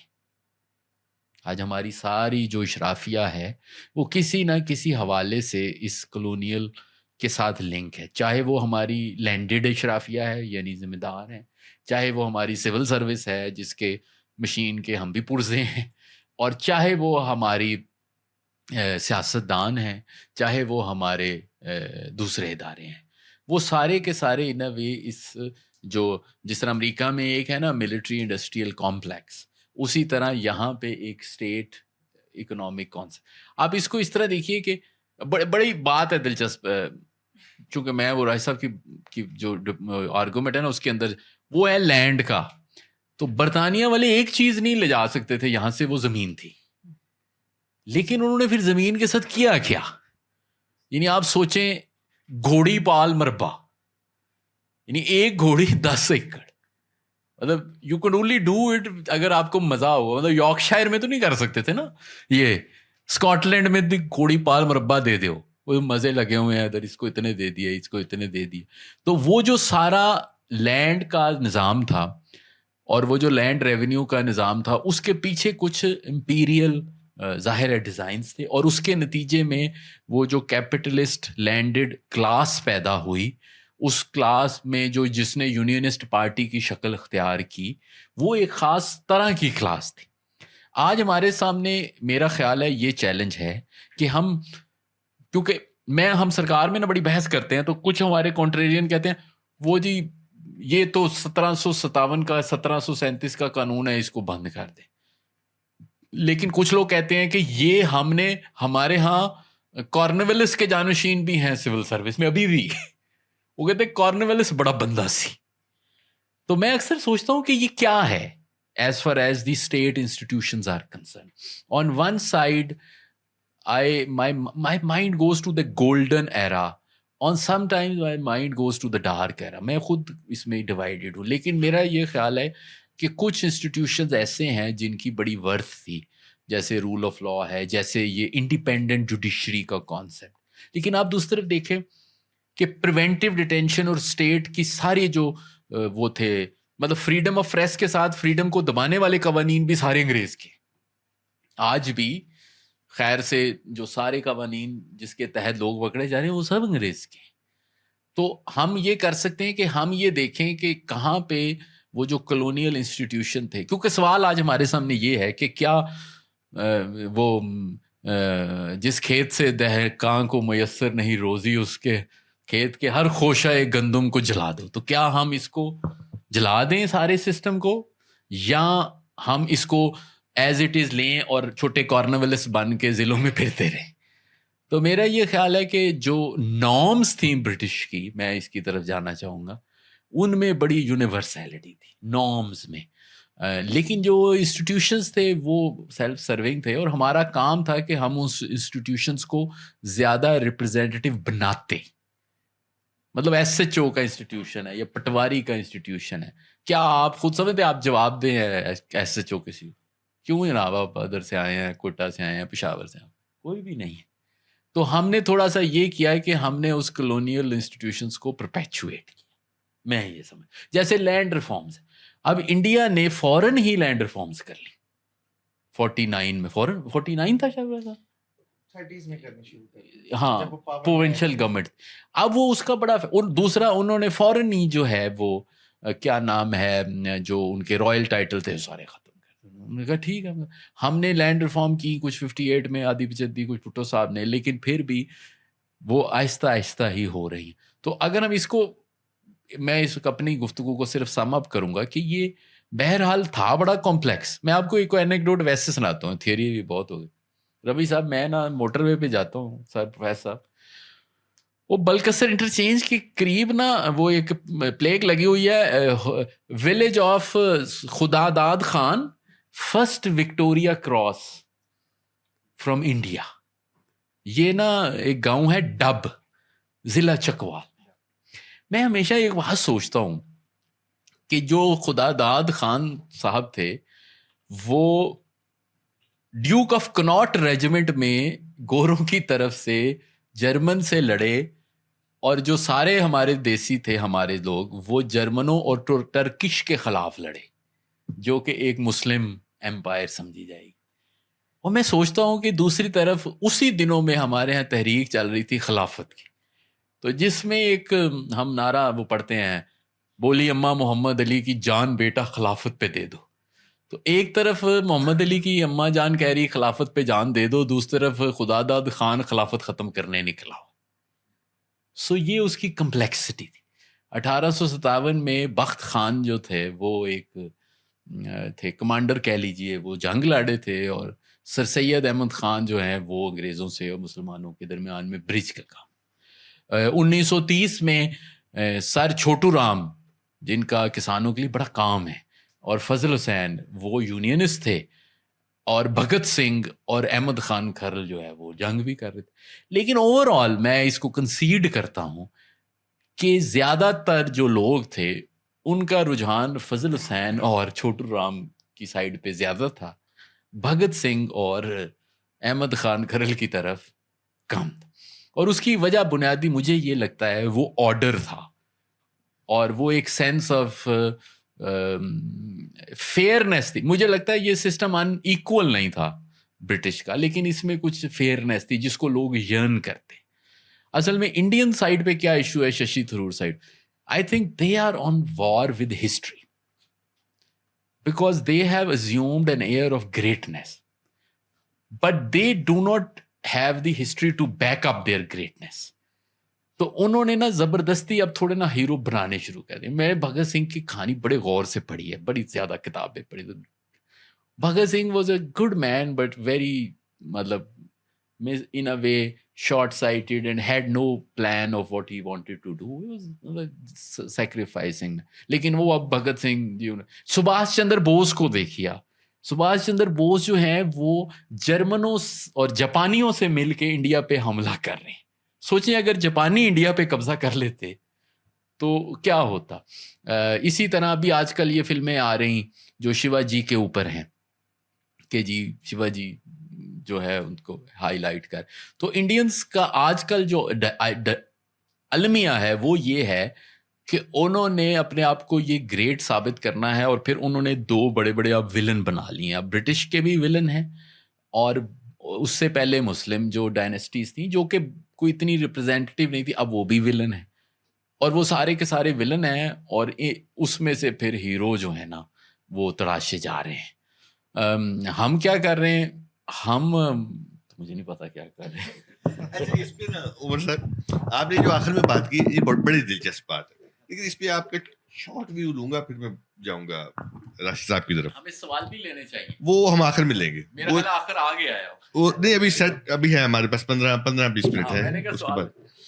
اچھا آپ سے جو سوال ہے, دیکھیے میسور کے اندر ٹیپو سلطان موجود ہے, اس کا اسلحہ, اس کی فوج, اس کے بیٹے, ان کے بیٹوں کی تعلیم فرانسیسیوں کے ساتھ اٹیچڈ ہے, اور فرانسیسی بھی ہندوستان پہ قبضہ کرنا چاہ رہے ہیں تھرو دا ٹیپو, اور برٹشرز بھی قبضہ کرنا چاہ رہے ہیں لیکن تھرو جو جس کو ہم کہتے ہیں سراج الدولہ وغیرہ. اب مجھے بتائیے کہ کیا انڈیا کے پاس ماسٹرز کا ہی آپشن رہ گیا تھا کہ یا یہ چن لیں یا یہ چن لیں, یا آپ سمجھتے ہیں کہ جو فرینچ ماڈرنزم تھا وہ اہم تھا, یا برٹش ماڈرنزم اہم تھا, یا اوور آل ہم یہ اس لڑائی کو پھر کیسے دیکھیں گے؟ سب نے مینشن کیا. اچھا ششی تھرور بڑا آرگومنٹ دیتا ہے, اور which is actually a naive argument. وہ نا فرینچ کا سپورٹر ہے. وہ کہتا ہے کہ فرینچ جو تھے نا وہ جس ملک میں جاتے تھے وہ ساری قوم کو کہتے تھے کہ آپ بھی فرینچ ہیں, اور وہ فرینچ کے اپنے ازیوم کر لیتے تھے. اور جو برطانیہ والے تھے نا یہ کلاس کرتے تھے, یہ کہتے تھے برٹش اور سبجیکٹ تھا, which is actually a very naive thing because French colonialism is actually known for its repression. It's very deep handed. لیکن جو سر آپ کا پوائنٹ ہے وہ رنجیت سنگھ کا بھی تو ہے نا. Ranjit Singh also had French generals. So anyway I think our fate had been sealed long ago. So it was just کہ جی گوا میں کون آیا, گوا میں پورٹگیز تھے, پونڈیچری میں تھے, تو وہ سارے جو اسکریمبل ہی ہم کر رہے تھے. اور جس طرح پھر آخر میں ہم یہ سوچتے ہیں کہ وی گاٹ دی, کیا اسے کہتے ہیں, better of the prisoner, we got better of the, کیا اسے کہتے ہیں, ہیڈ آف دی پریزن وغیرہ وغیرہ. لیکن یہ ہے کہ یہ میں نے پہلی دفعہ اس طرح سوچ رہا ہوں کہ واقعی اگر ہم ٹیپو کو کہہ رہے کہ جی وہ ہی واز ان ڈائلاگ اور ان ڈسکشن ود نیپولین, تو for example let's say counterfactual ہی ہے نا کہ نیپولین ادھر جیت جاتا اور برطانیہ امپائر کی جو ایڈوانس تھے اس کو بریک لا جاتی, اور وہ ادھر ٹیپو کے ساتھ مل کے جیت جاتے. تو آئی ڈونٹ نو آخر میں فرینچ ہوتے, ہم فرینچ بول رہے ہوتے. چلے لیکن دونوں کی صورت میں شکر ہے فرینچ نہیں بول رہے. لیکن دونوں کی صورت میں جو یورو سینٹرک ماڈرنزم آنا تھا دونوں کی صورت میں تھوڑا ہی فرق تھا, تھوڑا فرق تھا. اچھا میں اس بات کو آگے بڑھاؤں گا. دیکھیے ایک تو ہندوستان میں گورے کے ساتھ آئی ماڈرنٹی. اچھا اس کا تعلق ہے تار کے ساتھ, ریڈیو کے ساتھ, پریس کے ساتھ, یہ سپر اسٹرکچر جو بنا ہوا تھا, انفراسٹرکچر جو بنا ہوا تھا, ریل ہے, پریس ہے وغیرہ وغیرہ. اس کے ساتھ ایک ماڈرنزم آیا جو اپنا نیریٹو لے کے آیا. وہ نیریٹو جو ہے وہ جہاں اسکول کالج یونیورسٹیاں بنائی گئیں اس کے نصاب میں انکارپوریٹ کیا گیا, مولوی کے ذہن میں انکارپوریٹ کیا گیا اور وغیرہ وغیرہ. اور اس کا ایک نیریٹو ہے جس میں وائٹ برڈن ہمیں نظر آتا ہے, جس میں جو ہسٹری ہے وہ کسی اور انداز میں نظر آتی ہے, اور جس میں جو کچھ بھی ہے, جو کنٹرڈکشن ہے, جو نیریٹو کے کنٹرڈکشن بنتے ہیں وہ نظر آتے ہیں. تو آپ اس کو کیسے دیکھتے ہیں؟ اگین جی تھینک یو. ابھی کی جو ڈسکشن ہوئی اس میں بہت سارے پوائنٹس اگین ایسے ہیں جن کو میں بہت ڈیٹیلز ڈسکس کرنا چاہتا ہوں, شارٹیج آف ٹائم. چند ایک چیزیں بتا دوں. اگر دیکھیں آج کا جو چائنا ہے نا یا جاپان ہے, اگر وہ ان کی ماڈرنائزیشن بھی دیکھیں گے تو وہ ویسٹرن سویلائزیشن کے جو فنڈامنٹل پرنسپلز ان کے اوپر ہے. ڈینگ زاؤپنگ کے بعد والا چائنا, 1978 سے بعد والا چائنا. جاپان 1850s میں اگر ماڈرنائز ہو تو اس کو امریکہ کرنے والے تھے. سر نے بھی بات کی کہ جو میرا جو ہے لینئر نہیں, بینگ ہے نا اسٹوڈنٹ آف ہسٹری, اگر مجھے کہیں گے تو میں ڈیٹا کے ساتھ آپ کو وہ فیکٹس بتا سکتا ہوں جو انہوں نے ایکسپلائٹیشن کی برٹش ایسٹ انڈیا کمپنی نے, ڈیٹا کے ساتھ. شاید دوسرے بہت سارے لوگ اتنا ڈیٹا فنگر ٹپس پہ, وہ ڈیٹا دے ڈڈ. ابھی سر نے بات کی کہ یہاں پہ نیریٹیوز دیکھیں, جو ہے جب میں نے الیکسس دی ٹوکویل جو ایک فرینچ ہسٹورین ہے, he went to United State of America. چونکہ یونائٹڈ اسٹیٹ آف امریکہ کی جو کنٹینیوٹی ہے نا, ان کا جو کامن لا ہے وہ برٹش کا ہی دیا ہوا ہے. ٹھیک ہے, ایک چیز. اور بہت سارے جو یورپ کے جو بھی کہیں سے بھی بھاگ کے جاتا تھا, ایون کہ پرنس میٹرنک بھی اگر بھاگ کے جاتا ہے تو اس کو جو ملتی ہے جگہ اپنا کی, وہ انگلینڈ ہی تھا. انگلینڈ بہت لبرل سوسائٹی تھی. کارل مارکس گئے تو اس کو وہاں پہ جگہ ملی. ہمارے لوگ بھی جو ہیں وہ یہ کہتے ہیں کہ until and unless you proven guilty, ہم وہ چیزیں ایسے نہیں کریں. ان کی سوسائٹی کو میں نے پہلے بات بتائی کہ جو چیزیں میں بتانا چاہوں گا نا وہ اتنی جلدی کے ساتھ کمپریہینڈ نہیں کر پائیں گے آپ, until and unless go and study all those things. Sub continent کے لوگ جو ہے نا, جو چینج آ رہی جی, ایک آپ امیجن کریں کہ سسٹم چینج ہو رہا ہے گریجولی, یہاں کے لوگوں کو سمجھ نہیں آ رہی کہ یہ کیا ہو رہا ہے ہمارے ساتھ. اٹ واز انڈسپینسبل فار ان کے لیے جو ہے, ان کو پریکٹیکلی وہ چیز سمجھ نہیں آ رہی تھی کہ پہلے یہاں پہ مڈل کلاس ہی نہیں تھی, یہاں پہ پرائیویٹ پراپرٹی نہیں تھی. ابھی سر نے ایک دن اپنی ڈسکشن میں بات کی کہ یہاں پہ جو واقعی جب برٹش نے یہاں پر آ کے پرائیویٹ پراپرٹی نہیں دی نا, دے ریئلائز کہ یار یہاں پہ تو سبجیکٹ ہے, یہاں پہ تو سٹیزنز ہیں ہی نہیں, یہ کیوں نہیں ریاست کے اگینسٹ کھڑے ہوتے, کیوں نہیں اپنے رائٹس کے لیے بات کرتے. دے ریئلائز کہ دیر از نو پرائیویٹ پراپرٹی. سر نے ابھی ایک بات کہی تھی کہ جو ہے ووٹ کا رائٹ جو ہے سب کو, یہ ایڈلٹ فرنچائز وہاں پر بھی گریجولی آئی ہے. آپ سٹی اسٹیٹس آف جو ہیں سٹی اسٹیٹس کی گریکس کی ان میں دیکھیں, پراپرٹی کی کوالیفیکیشن ہوتی تھی. وومن کو ووٹ کا رائٹ سب سے پہلے انگلینڈ نے دیا 1919 پورے انگلینڈ میں, پھر 1920 میں یونائٹڈ اسٹیٹ آف امریکہ میں ہوا, اور یہاں پر بھی ایڈلٹ فرنچائز 1973 میں پہلے آیا. تو وہ انہوں نے جو چیزیں یہاں پہ کی گریجولی کرنے کی کوشش کر رہے تھے, people of subcontinents but not ready to comprehend.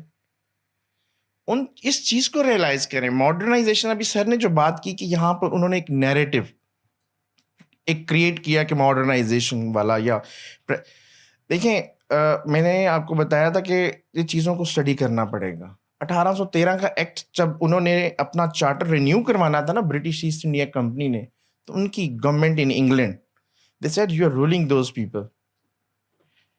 آپ نے ان کو ایجوکیٹ بھی کیا ہے. what is the education system over there? then they realized there is no formal education system in subcontinent. اچھا, جو پرانے یہاں پہ پروگرام ہوئے نا, میں ان کا بھی تھوڑا سا آنسر بتانا چاہوں, کیونکہ ویوز بہت سارے انڈیا کے لوگ بہت دیکھتے ہیں, بہت کہتے ہیں جی نلندا یونیورسٹی تھی, ٹیکسلا یونیورسٹی تھی. بھائی ان کے کیریکولمس کیا تھے, وہ سسٹمیٹک اپروچ تھی, ان میں جو ٹیچنگ تھی وہ اسپرچویلٹی بھی بیس کرتی تھی.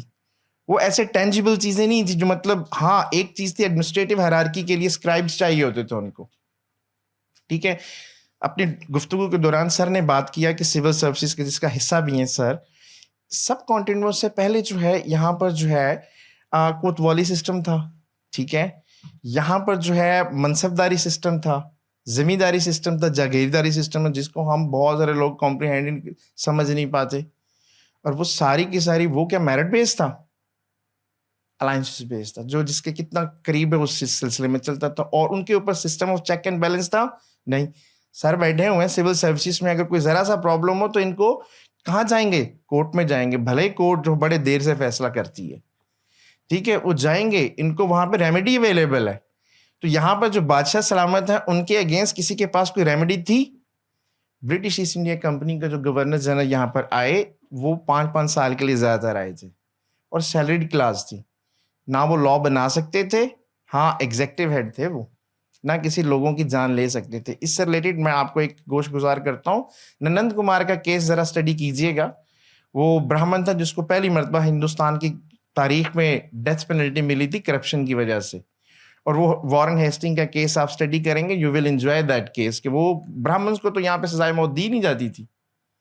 ٹھیک ہے, یہاں پر جو کٹلین فلسفی تھی وہی پریویل کی ہوئی تھی اینڈ تک. ابھی مراٹھاز کی بات ہوئی, مراٹھا شارٹ لیوڈ ایک جو ہے کہہ لیں کہ ان کی گورنمنٹ بھی نہیں کہہ سکتے, نہ تو کوڈیفائڈ تھے, اور وہ برہمینک اور کاسٹ سسٹم پر بیس کرتے ہوئے ایسی, نہ تو ان کی کوئی امپائر نہیں تھی. سر نے بہت زبردست پوائنٹ کیا کہ ان کے پاس ولن نہیں تھے, انہوں نے ولن کریٹ کر لیے ہوئے آپ, اور انہیں کو گلوریفائی کرتے ہیں. مراٹھا امپائر تو 1761 میں تھا, بیٹل آف پانی پت میں اس کی تو کمر ٹوٹ گئی. ایسی کون سی امپائر ہو سکتی ہے جس کی ایک وار میں کمر ٹوٹ جائے اور وہ آگے کنٹینیو نہ کر سکے؟ اور ان کے ہاں بھی کوئی کوڈیفائڈ لا نہیں تھے, رول آف لا نہیں تھا. یہ چیزیں ساری سب کانٹیننٹ کی تاریخ میں. اب میں بات کروں گا, سر نے جو بات کی کہ ایک نیریٹو انہوں نے کریٹ کیا, جو کہ مولوی نے کیا, مدرسے نے کیا, یا اسکول کالجز نے کیا. دیکھیے ماڈرنٹی جو ہے نا اس کی انٹینٹ کا نہیں پتہ ہوتا. برٹش جب وہ یہاں پر آئے تو میں نے آپ کو پہلے بھی بتایا کہ برٹش ایسٹ انڈیا کمپنی واحد کمپنی تھی جو اسٹیٹ بیک کمپنی نہیں تھی, لوگوں کے پرائیویٹ پیسوں سے چلتی تھی. جتنی بھی باقی کی کمپنیز تھی ہندوستان میں, بہت امیر کمپنیز تھی, یاد رکھیے گا, اسٹیٹ بیک کمپنی تھی, لیکن ان کو آرڈر بھی سینٹرلائز اپنی اسٹیٹ سے لینے پڑتے تھے. برٹش ایسٹ انڈیا کمپنی کی کامیابی کے پیچھے سب سے بڑا فیکٹر یہ تھا, وہ بورڈ آف گورنرز کے ذریعے چلتی تھی, کوئک ایکشن کرتی تھی. اس کی مثال سادہ لفظوں میں آپ کو بتاؤں, پاکستان کے جو گورنمنٹ کے ادارے ہیں نا, ان کی پرفارمنس دیکھ لیں اور پرائیویٹ کمپنیز کی پرفارمنس دیکھ لیں, کیونکہ انہوں نے خود ڈیسیجن کرنے ہوتے ہیں. سرکار نے ڈیسیجن کرنا ایک لمبا پروسیس ہوتا ہے, جسے ہم کہتے ہیں بیوروکریٹک rigmaroles یا ریڈ ٹیپزم کا حصہ بننا پڑتا ہے. تو برٹش ایسٹ انڈین, تو انہوں نے جو چیزیں یہاں پر کی, ہم لوگوں کو یہی لگتا ہے کہ انہوں نے اپنا کیس مضبوط کرتے گئے گریجولی, لیکن اس کے ساتھ ساتھ جو ہندو ہیں دے ریئلائز فرسٹ. آپ راجا رام موہن رائے کو دیکھ لیں, بہت کنزرویٹو ہندو ہے نا وہ, تو راجا, ایک میرا پروگرام تھا تو میں نے اس کے بعد ویوز دیکھے تو وہ تو راجا رام موہن رائے کو بہت اس کی ایسی, ہم تو نہیں کہہ سکتے, he was a great man, he was a reformer, جس نے ہندو سوسائٹی میں ریفارمس کریٹ کی تھی. He was just like a Syed with in the Muslims. انہوں نے ریئلائز کیا کہ یار ان کی جو ہے نا, ان کی آئیڈیالوجی میں یا یورپ میں جو جو چیزیں ہوئی ہیں ان کے پیچھے ایک آئیڈیالوجیکل ورتھ ضرور ہے. اور وائی ناٹ کہ ہمارے لوگ جو انگلش ایجوکیشن, انگلش لینگویج نہیں, زبان نہیں, وہ جو ریسرچ ہوئی ہے انگلش میں, میتھمیٹکس میں, فزکس میں, کیمسٹری میں, جتنے بھی سبجیکٹ ہیں اس کو کیوں نہ اسٹڈی کریں. لارڈ میکالے نے جب کہا تھا کہ یہاں کے لوگ جو ہیں وہ جو ہیں امپرسنل انسٹیٹیوشنس کو لائک ہی نہیں کرتے. کیوں نہیں کرتے؟ کیونکہ ان کو پتہ ہی نہیں, ان کے رائٹس کا ہی نہیں پتا. ٹھیک ہے, تو ان کو انہوں نے جب یہاں پہ gradual impersonal institution, civil bureaucracy جو ہے نا جب بنائی تھی, پولیس کا سسٹم تھا نا وہ بھی انڈر میجسٹریسی تھی, اس کے اوپر بھی چیک اینڈ بیلنس تھا. ٹھیک ہے, انہوں نے بورڈ آف ریونیوز بنائے, ان کے اوپر بھی system of check and balance تھا.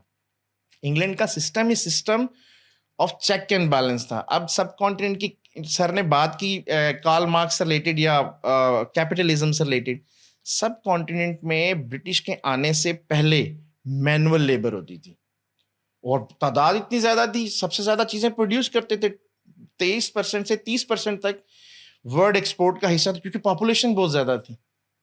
لیکن گریجولی جیسے انڈسٹریل ریولوشن آیا, اور وہ بھی سب سے پہلے انگلینڈ میں آیا, تو انگلینڈ میں جب انڈسٹریل ریولوشن آیا پھر یورپ میں بھی آیا, تو وہاں پر چیزوں کی پروڈکشن زیادہ ہونی شروع ہوگی. اب انڈیا میں ہینڈ پروڈکشن اور مشین پروڈکشن میں آپ دیکھیں کتنا ڈفرینس ہے.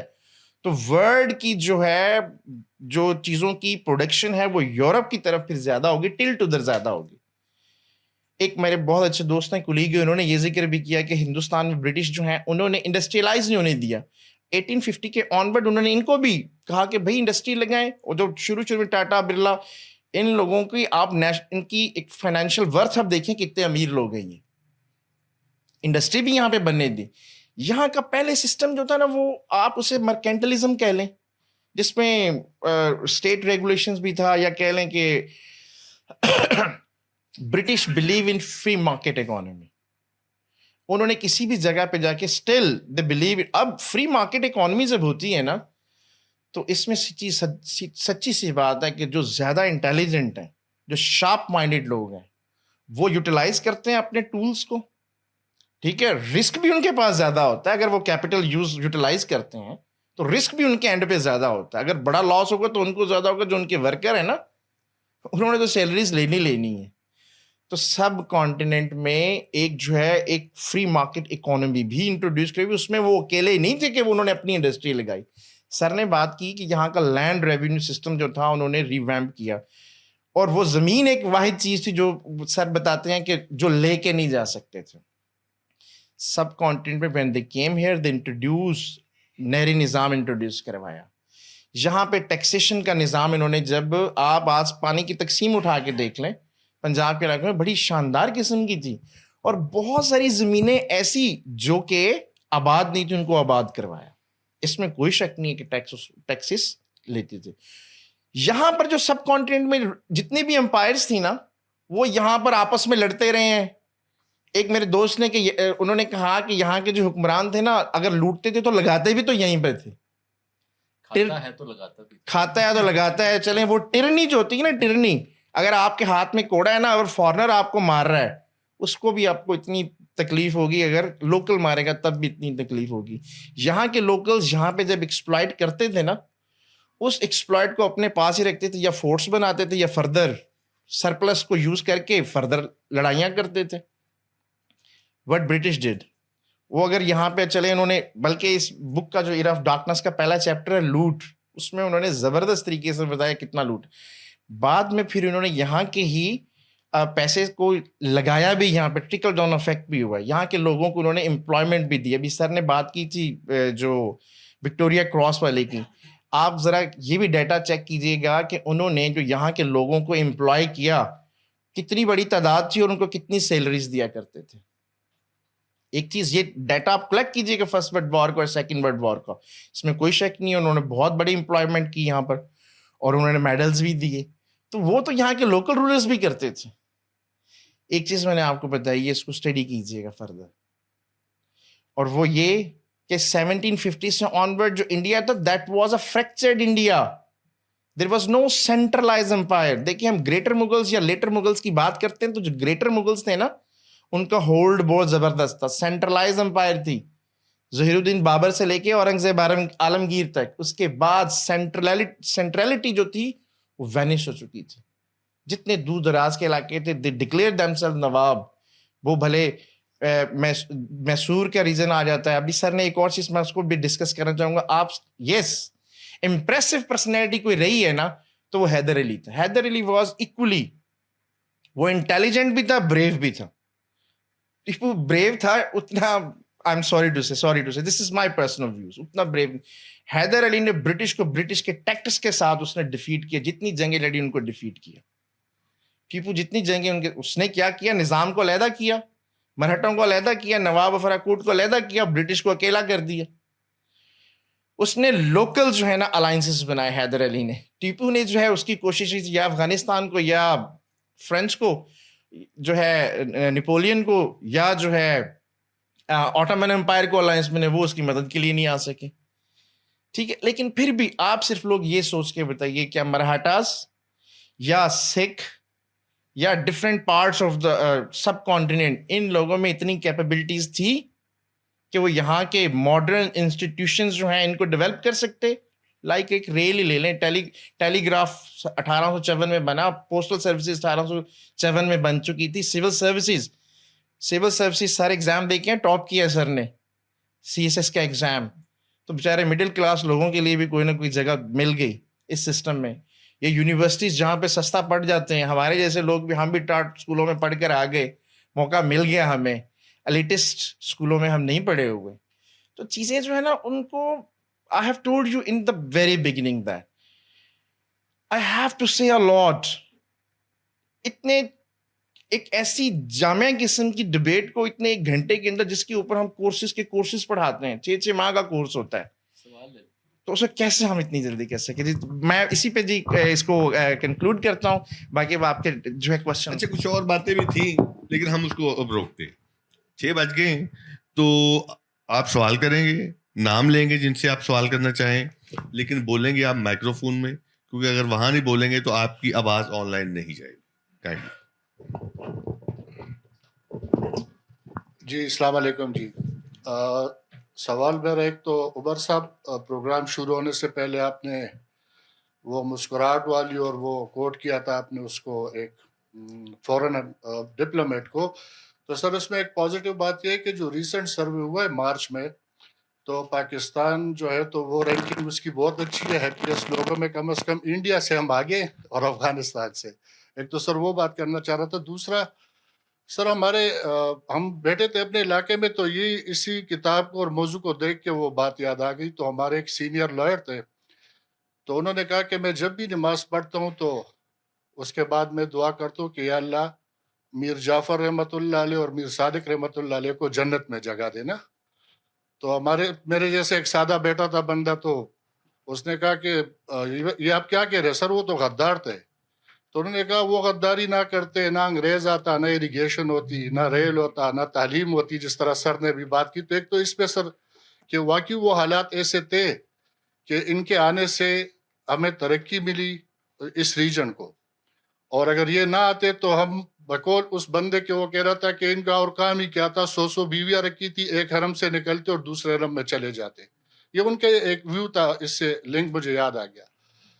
اور سر دوسرا جو سوال ہے کہ سر ایک جی سوال سر کہ کولونائزیشن ابھی بھی اسٹل پاکستان میں آزادی کے باوجود اور ایسی قومیں ہیں جو کہ یہ سمجھتی ہے کہ ہمیں لوٹا جا رہا ہے, ہمارے جو وسائل ہیں وہ لوٹے جا رہے ہیں. تو سر ابھی تک وہ چیز ایگزسٹ کر رہی ہے جو الزام انگریز پہ لگتا تھا, ابھی بھی واقعی آپ کے خیال میں چھوٹوں قوموں کو لوٹا جا رہا ہے؟ Thank you. جی جو آپ کا سوال وہ میر جعفر میر صادق کا سوال, دیکھیں یہی اس کی اس کمپلیکسٹی ہے.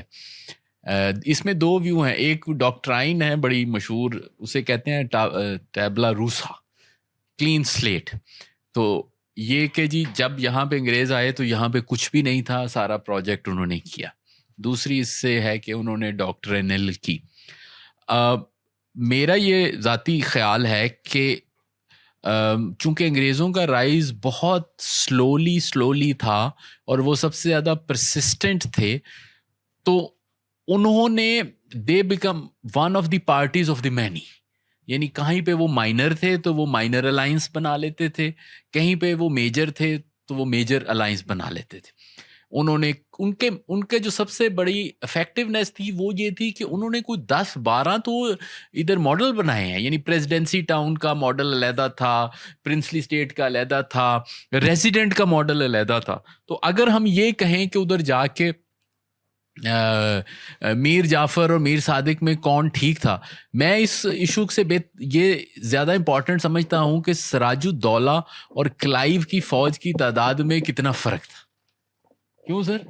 سراج الدولہ جو تھا اس کی فوج تھی 1.5-2 لاکھ, تقریباً 50,000 آرگنائزڈ. اچھا, اور کلائیو کی تھی 2700. تو اب آپ سوچیں کہ 2700 والا بندہ اگر لاکھ کی فوج سے جیت جائے تو آپ کے پلے میں کیا ہے؟ یعنی وہ صرف یہ نہیں ہوگا کہ ایک بندے نے دروازہ کھول دیا تو ایک بندے نے, اور سراج الدولہ کی عمر بھی بہت تھوڑی سی تھی. سراج الدولہ کا جو نانا تھا علی وردی خان, نانا دادا نانا. سو ہمارا جو کلیپس تھا وہ ان باتوں سے نہیں ہوا, ہمارا کلیپس اس سے پہلے ہو چکا تھا.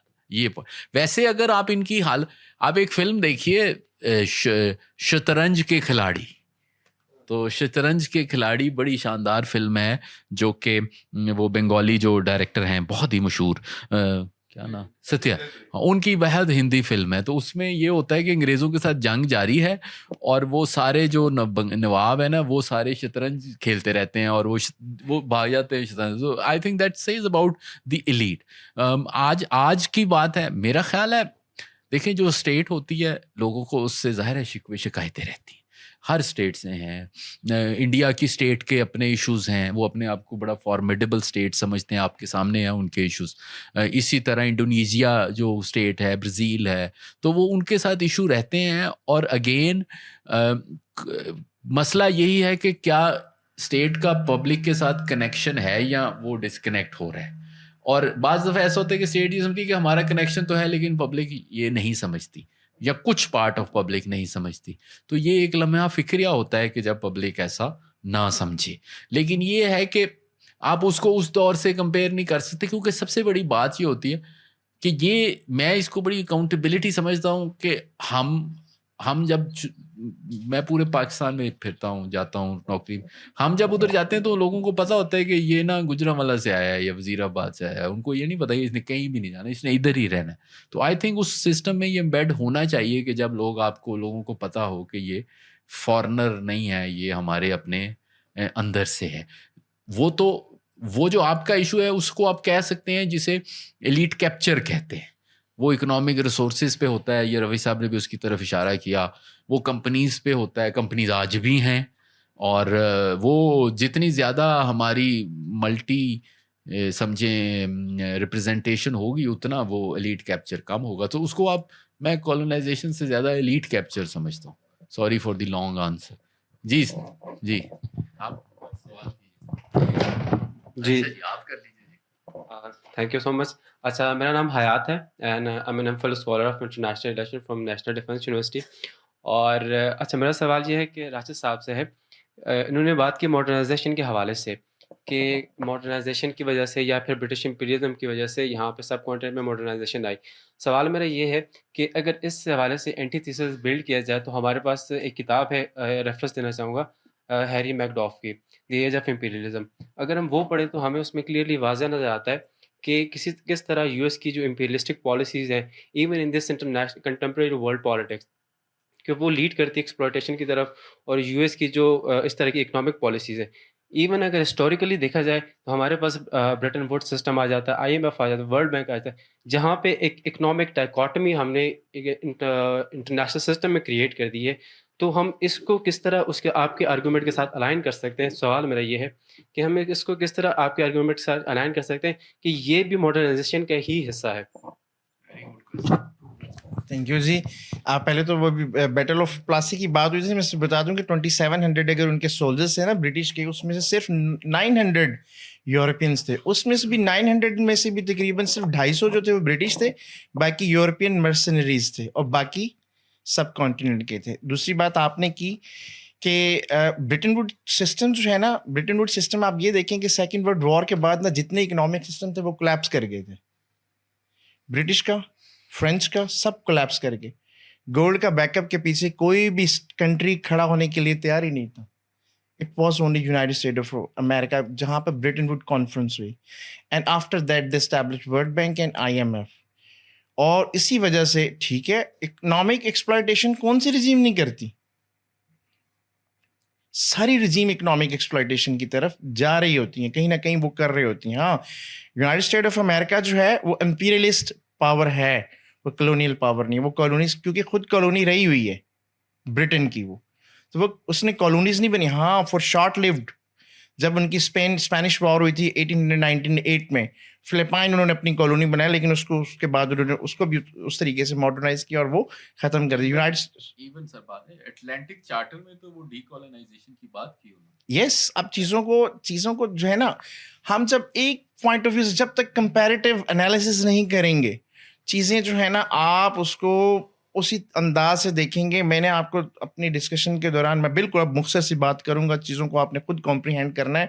چائنا بھی جو ہے نا, چائنا بھی 1978 کے بعد کا چائنا, جو ڈینگ زوپنگ کا چائنا ہے, اس چائنا نے بھی جب تک لمیٹڈ مارکیٹ اکانومی نہیں کی, اس لیول پر نہیں پہنچا. دے ریئلائز کہ سب سے کنٹینیوٹی تھی ہماری سویلائزیشن کی, لیکن ہمارے سویلائزیشنل جو کہہ لیں کہ آئیڈیلس تھے, ان میں اتنی جان نہیں ہے جتنی ویسٹرن سویلائزیشن کی, کیونکہ وہاں پر رینیسانس ہوئی, وہاں پہ ریفارمیشن ہوئی, وہاں پہ ایج آف انلائٹنمنٹ ہوئی, سائنٹیفک ریولیوشن آیا, وہاں پہ فرینچ ریولیوشن آیا. چیزوں کو اور انداز سے یورپ نے دیکھا, اور یہی میرا تھیسس ہے کہ بھائی برٹن جو ہے وہ ان سب سے بھی, یورپ میں بھی ان سے آگے تھا.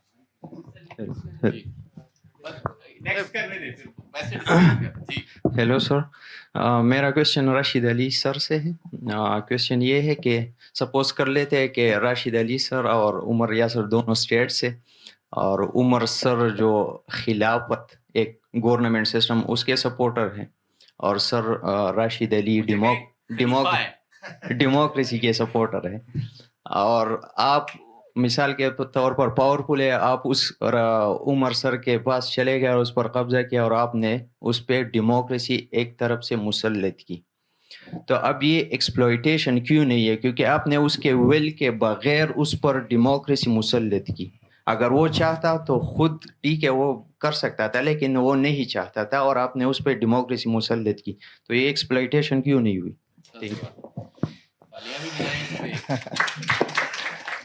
دیکھیں, آپ کو پتہ ہے خلافت موومنٹ میں جو مسلمانوں کے بڑے لیڈرز تھے, ان کا کیا رول رہا؟ چند ایک بہت بڑے جو ڈیموکریٹک, آپ سمجھ گئے ہوں گے. ایک نا اسے ایک لا ہے, لا آف ایبسولوٹزم. چیزیں جب متروک ہو جاتی ہیں نا, آپ 1980-81 کے کمپیوٹر کو کبھی بھی یوز نہیں کریں گے.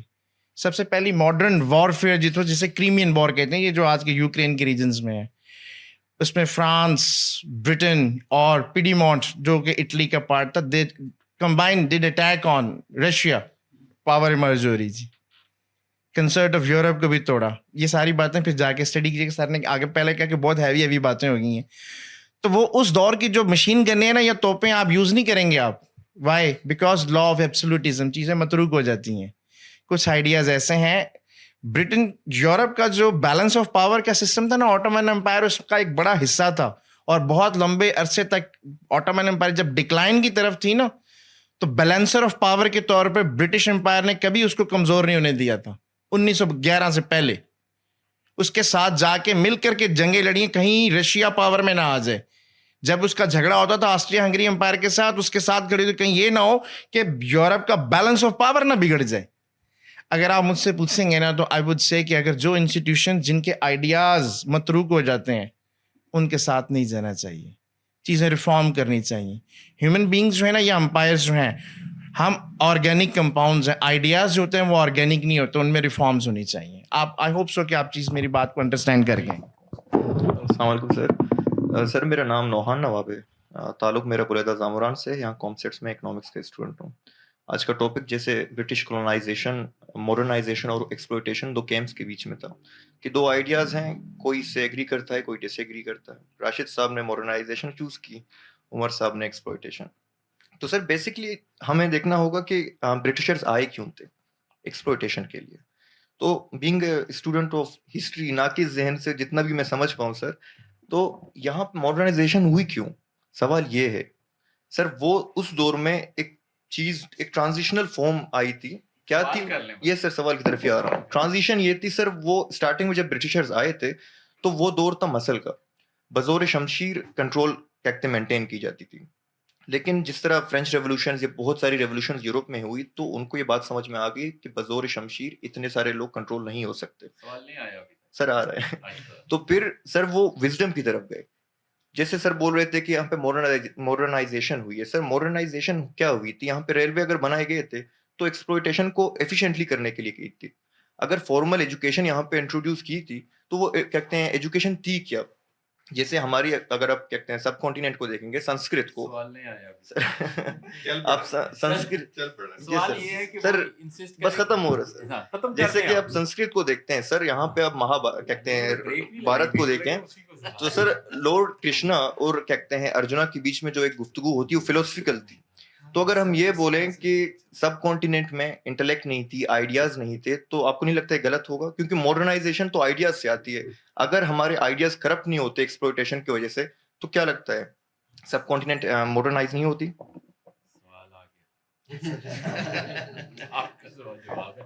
مجھے آپ سے صرف میں ساتھ ہی اجازت بھی چاہوں, مجھے 6:30 پہ ایک جگہ پہنچنا ہے تو ہم ذرا لیٹ شروع ہوئے, لیکن یہ سر کے لیے آپ مائک لیں, آپ دیں.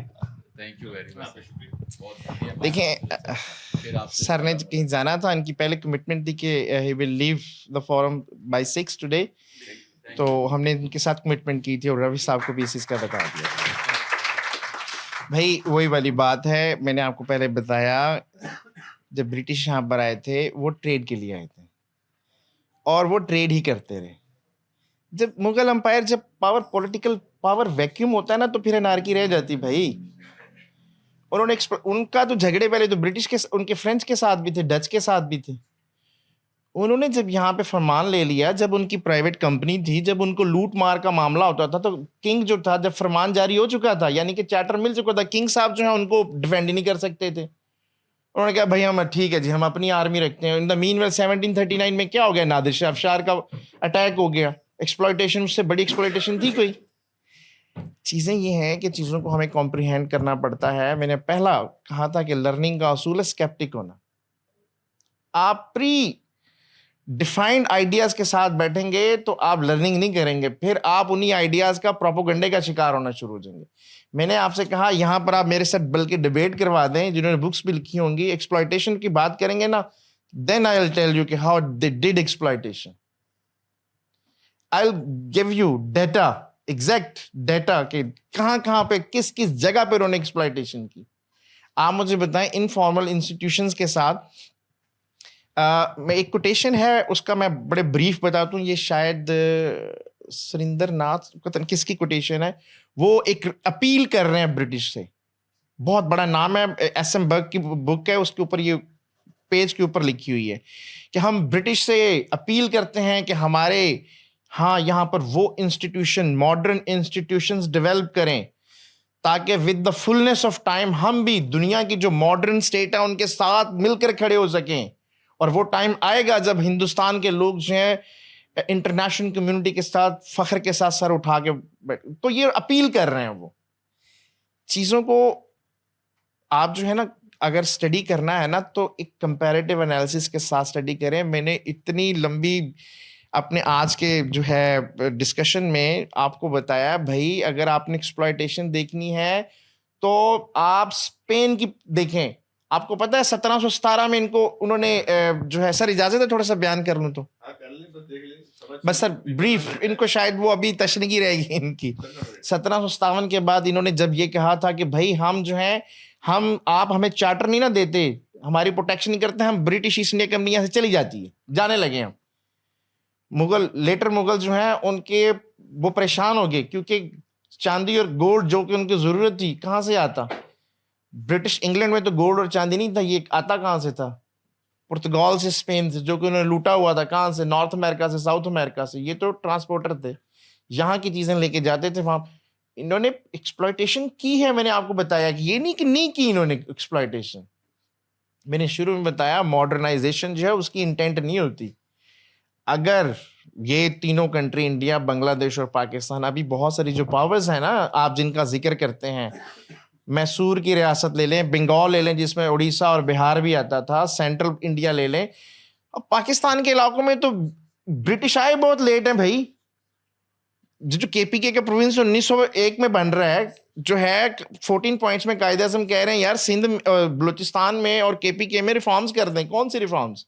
इसको भी दूसरों की तरह बना दें। पंजाब कैप्चर 1849 में किया है। आप देखिए उन पार्ट्स में ब्रिटिश ईस्ट इंडिया कंपनी बहुत पहले आ चुकी हुई थी, वो हमसे बहुत ज्यादा एनलाइटेंड है बहुत सारे मैटर्स में। तो चीज़ों को जो है ना, again I will insist to my young generations कि वो चीज़ों को स्टडी करें। मॉडर्नाइजेशन, अभी वो सर ने भी बात की, जो बड़ा मज़े का वो उन्होंने बात की कि मीर जाफर और उन लोगों को जो है ना जन्नत में जाना चाहिए, कि वो नहीं है।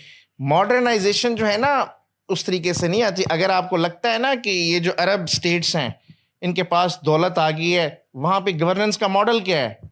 एक एक करके देखिएगा, सब में सारे के सारा जो हुआ है ना, इराक का हाल या सीरिया का हाल हुआ है, या आहिस्ता आहिस्ता चीज़ें देखिएगा ऐसी होंगी, आहिस्ता आहिस्ता होंगी चीज़ें, टाइम लग जाएगा। ये बीइंग एन हिस्टोरियन, मैं तो हिस्ट्री का तज्जिया कर रहा हूँ, बचेगा नहीं कोई भी। अल्लाह करे बच जाए। एक मुल्क जो हमारे लिए बहुत ज़बरदस्त है, अल्लाह करे वो बच जाए। लेकिन जो चीज़ें हैं ना, जो हिस्ट्री बताती है आपको, वो चीज़ें होती हैं। हाँ, वो मॉडर्नाइज पता कैसे हुए? पैसा था, लेकिन क्या उन्होंने रूल ऑफ लॉ किया? क्या कोडिफाइड लॉ हैं या स्पिरिचुअल लॉज हैं? चीज़ें वैसे नहीं। हाँ, या तो आप कह दें कि भाई मैं मॉडर्निटी को बिलीव ही नहीं करता, मैं कंजर्वेटिव हूँ और मिडिवल एजेस में ही वही वाली चीज़ों के साथ रहना चाहता हूँ, लॉर्ड कृष्ण इन चीज़ों की, या तो फिर उस एज में चले जाए मोहब्बत। अच्छा, ये जो बात आपने की है राज साहब, ये अहम बात है कि ब्रिटिशर जो हैं वो बंगाल से एंटर हुए और पंजाब के से निकल गए। तो बंगाल में जो एंट्री है और पंजाब से तक जो पहुंचना है उसमें 200 साल का फर्क है। ऐसे ही बंगाल को उन्होंने मॉडर्नाइज किया और बंगाल के जरिए से सेंटर को किया, सेंटर के जरिए से अभी वो कर रहे थे, लाहौर तक पहुंचे थे, थोड़ा सा लाइलपुर बनाया था, तो सेकेंड वर्ल्ड वॉर आ गई। ठीक है, लेकिन मुझे बताइए कि क्या आप समझते हैं कि ये जो आज बंगाल का भी बहुत सारा हिस्सा वैसे ही है, वहां भी उस तरह का चीजों को लेके आगे नहीं बढ़े, तो आप समझते हैं कि क्या ये सब कॉन्टिनेंट की जो नेशंस हैं इनके अंदर कोई प्रॉब्लम है चीजों को समझने का? मैं इसको कॉलोनियल पर्सपेक्टिव से हटकर कोई साइकोलॉजिकल या नस्ली या कुछ ऐसा, इस पे स्टडी हुई है, इस पे जरा कोई व्यू दे सकते हैं आप? सर एक जगह आप मैं ऐसे लेक्चर देने के लिए उन्होंने पूछा कश्मीर का इशू ये रिजॉल्व हो सकता है, उससे इन 2 स्टेट से तो नहीं हो सकता। उन्होंने कहा कैसे, आप कैसे आंसर दें? हिस्टोरिकल एविडेंस दें। जब नेपोलियन को ओवरथ्रो किया था ना यूरोप ने, तो उन्होंने कांग्रेस ऑफ वियना की, उसके डिप्लोमेटिक प्रिंसिपल्स बनाए कि कैसे कैसे दोबारा से स्टेट्स को और रूलर्स को रीइंस्टेट करना है।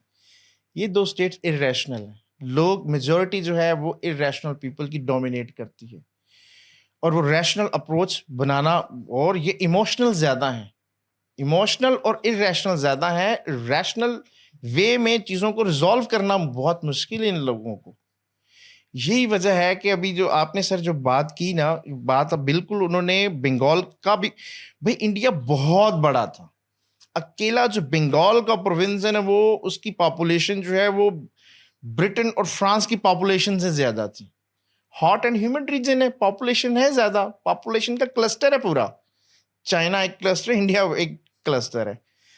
तो मॉडर्नाइजेशन वहाँ से चलती चलती इस तरफ आई, اور جو ہے سر سوری کیا چیز آپ نے فائنل چیز جو آپ نے پوچھی تھی؟ میں کہہ رہا تھا کہ جو پرسپیکٹیو ششی تھرور نے دیا ہے جی کہ ہم اس سے آگے نہیں چل سکے آفٹر سیکنڈ ورلڈ وار جی لے کے آگے نہیں بڑھ سکے، تو اس میں یہ جو کچھ انہوں نے ڈسکس کیا، کیا اس کے علاوہ کوئی یہاں پر کوئی پرابلم ہے ایسا ہمارے بیہیویئر میں، ہمارے مائنڈ میں، رویوں میں، جس کی وجہ سے ہم ڈل ہو جاتے ہیں چیزوں کو آگے لے کے؟ ایگزیکٹلی سر، بہت اچھی کتاب ہے ڈاکٹر الہان نیاز کی an inquiry into the political culture of subcontinent. یہ پرابلم جو ہے نا سب کانٹیننٹ کے کلچر آف پاور میں ہے. آپ مجھے پاور دے دیں، کسی ڈپارٹمنٹ کا ہیڈ بنا دیں، میں پرخچے اڑا کے رکھ دوں گا سب کے. میں سمجھوں گا کہ میں ٹھیک ہوں، باقی سارے غلط ہیں. جس کے پاس جہاں پہ پاور آئی ہے وہ کیا کرے گا؟ یہ کلچر آف پاور کے ساتھ پرابلم ہے، اور ساتھ اس کے culture of corruption. Sub continent صدیوں سے کلچر آف کرپشن کی یہاں پر پرابلم ہے. پروگرس کرنا، ہاں اس میں ایک اسی بک میں an inquiry into the political culture of Voltaire سے ریلیٹڈ ایک کوٹیشن ہے بہت زبردست، پڑھیے گا اگر وہ کوئی بک پڑھیں تو. اس نے وولٹائر کہتا ہے کہ یار یہ جو ناریل کا درخت ہے یورپ میں بہت اچھا یا کس جگہ پر ہوتا ہے، تو یہ کسی اور کنٹری میں جا کے سب کانٹیننٹ میں کیوں نہیں لگ سکتا؟ اس کی پراپر گروتھ، اور اگر اس کو جو ہے پھر اس کا آنسر بھی دیا گیا ہے کہ اگر اس کو پراپر گروتھ انوائرمنٹ وہ پرووائڈ کریں تو مقصد یہ ہے کہ ایک ایسی ایجوکیشن چاہیے جو کہ آپ کے ذہن سازی کر سکے. ہم نے ذہن سازی، ہمارا ایجوکیشن سسٹم جو ہے میرا خیال ہے کہ ڈیٹیریوریٹ ہی ہوتا آ رہا ہے. اس میں جو انڈیپینڈنٹ تھاٹ کا جو ہے وہ تو ہے ہی نہیں، اسکیپٹک تو ہے ہی نہیں. آپ ٹیچر جو ہوتا ہے وہ کہتا ہے جو میں نے پڑھایا وہی ریپیٹ کرو تو نمبر ملیں گے، ٹھیک ہے. انڈیپینڈنٹ سوچ والے کو نمبر ہی نہیں دیں گے. آپ بیٹھ جائیں، آپ بھلے جس مرضی کے پیپر دے کے دیکھیں. سائنسز میں تو ہے ہی 2+2=4 نا، وہاں پہ تو اوپینین سازی ہے ہی نہیں. اور یہ جو سوشل سائنسز کے دیکھیں میں پاکستان اسٹڈی پڑھاتا ہوں، سب سے بیچارہ پٹا ہوا سبجیکٹ جو ہے پاکستان اسٹڈی ہے. اچھے ٹیچرز ہی نہیں ہیں. پاکستان اسٹڈی جب تک آپ انٹرنیشنل ریلیشنز، کانسٹیٹیوشنل لا، آپ انڈین ہسٹری، یورپین ہسٹری کو سمجھیں نہیں، آپ پاکستان اسٹڈی پڑھا ہی نہیں سکتے. آپ 14 پوائنٹس ہیں، آپ سمجھا کے دکھا دیں، کیونکہ وہ اس میں پہلا پوائنٹ یہ آتا ہے کہ جو ہے کیونکہ اس کو اپوز کر رہے ہیں نا نہرو رپورٹ کو، جی ہمیں ایسا آئین چاہیے جو کہ فیڈرل ان نیچر اور میکسیمم اختیارات جو پروونسز کے پاس ہوں، کیونکہ پتہ تھا سینٹر میں تو گورنمنٹ بنی نہیں ہے، پروونسز ہی ہیں چند ایک مسلمانوں کے. چیزیں جو ہے نا وہ سر یہ ہے کہ یہ ہمارے سیڈز میں آئی، یہ ہمارے خمیر میں ہے. ہم پروگریسو نہیں ہیں. ہم جو ہے ہماری جو کرپشن ہے نا پاکستان 47 کے بعد کی کرپشن کی جو داستان ہے، لوٹ کی جو داستان ہے، وہ ششی تھرور کا جو پہلا چیپٹر ہے اس کی داستان پڑھ کے دیکھیں گے نا. اب بلکہ پھر اب پیسہ جا رہا ہے یہاں سے منی لانڈرنگ کی صورت میں دونوں. اب بھائی انڈیا ہم سے زیادہ ورسٹ ہے. آئی ایم سوری ٹو سے فار دا انڈین جو لسنرز ہیں ان کو بھی اسے ڈس ایگری کرتے ہیں، وہ تو بہت برے طریقے سے چیزوں کو وہ کر رہے ہوتے ہیں، irrational آرگومنٹس کر رہے ہوتے ہیں. ریشنل آرگومنٹس کریں نا. ایک ڈبیٹ، اکیڈیمک ڈبیٹ کا مقصد ہوتا ہے کہ اس طرح کی اور ڈبیٹس کو جنریٹ کرنا. تو ہم irrational ہیں. ہماری لوٹ جو ہے ان کی لوٹ کی نسبت سے بڑی سٹوری ہے.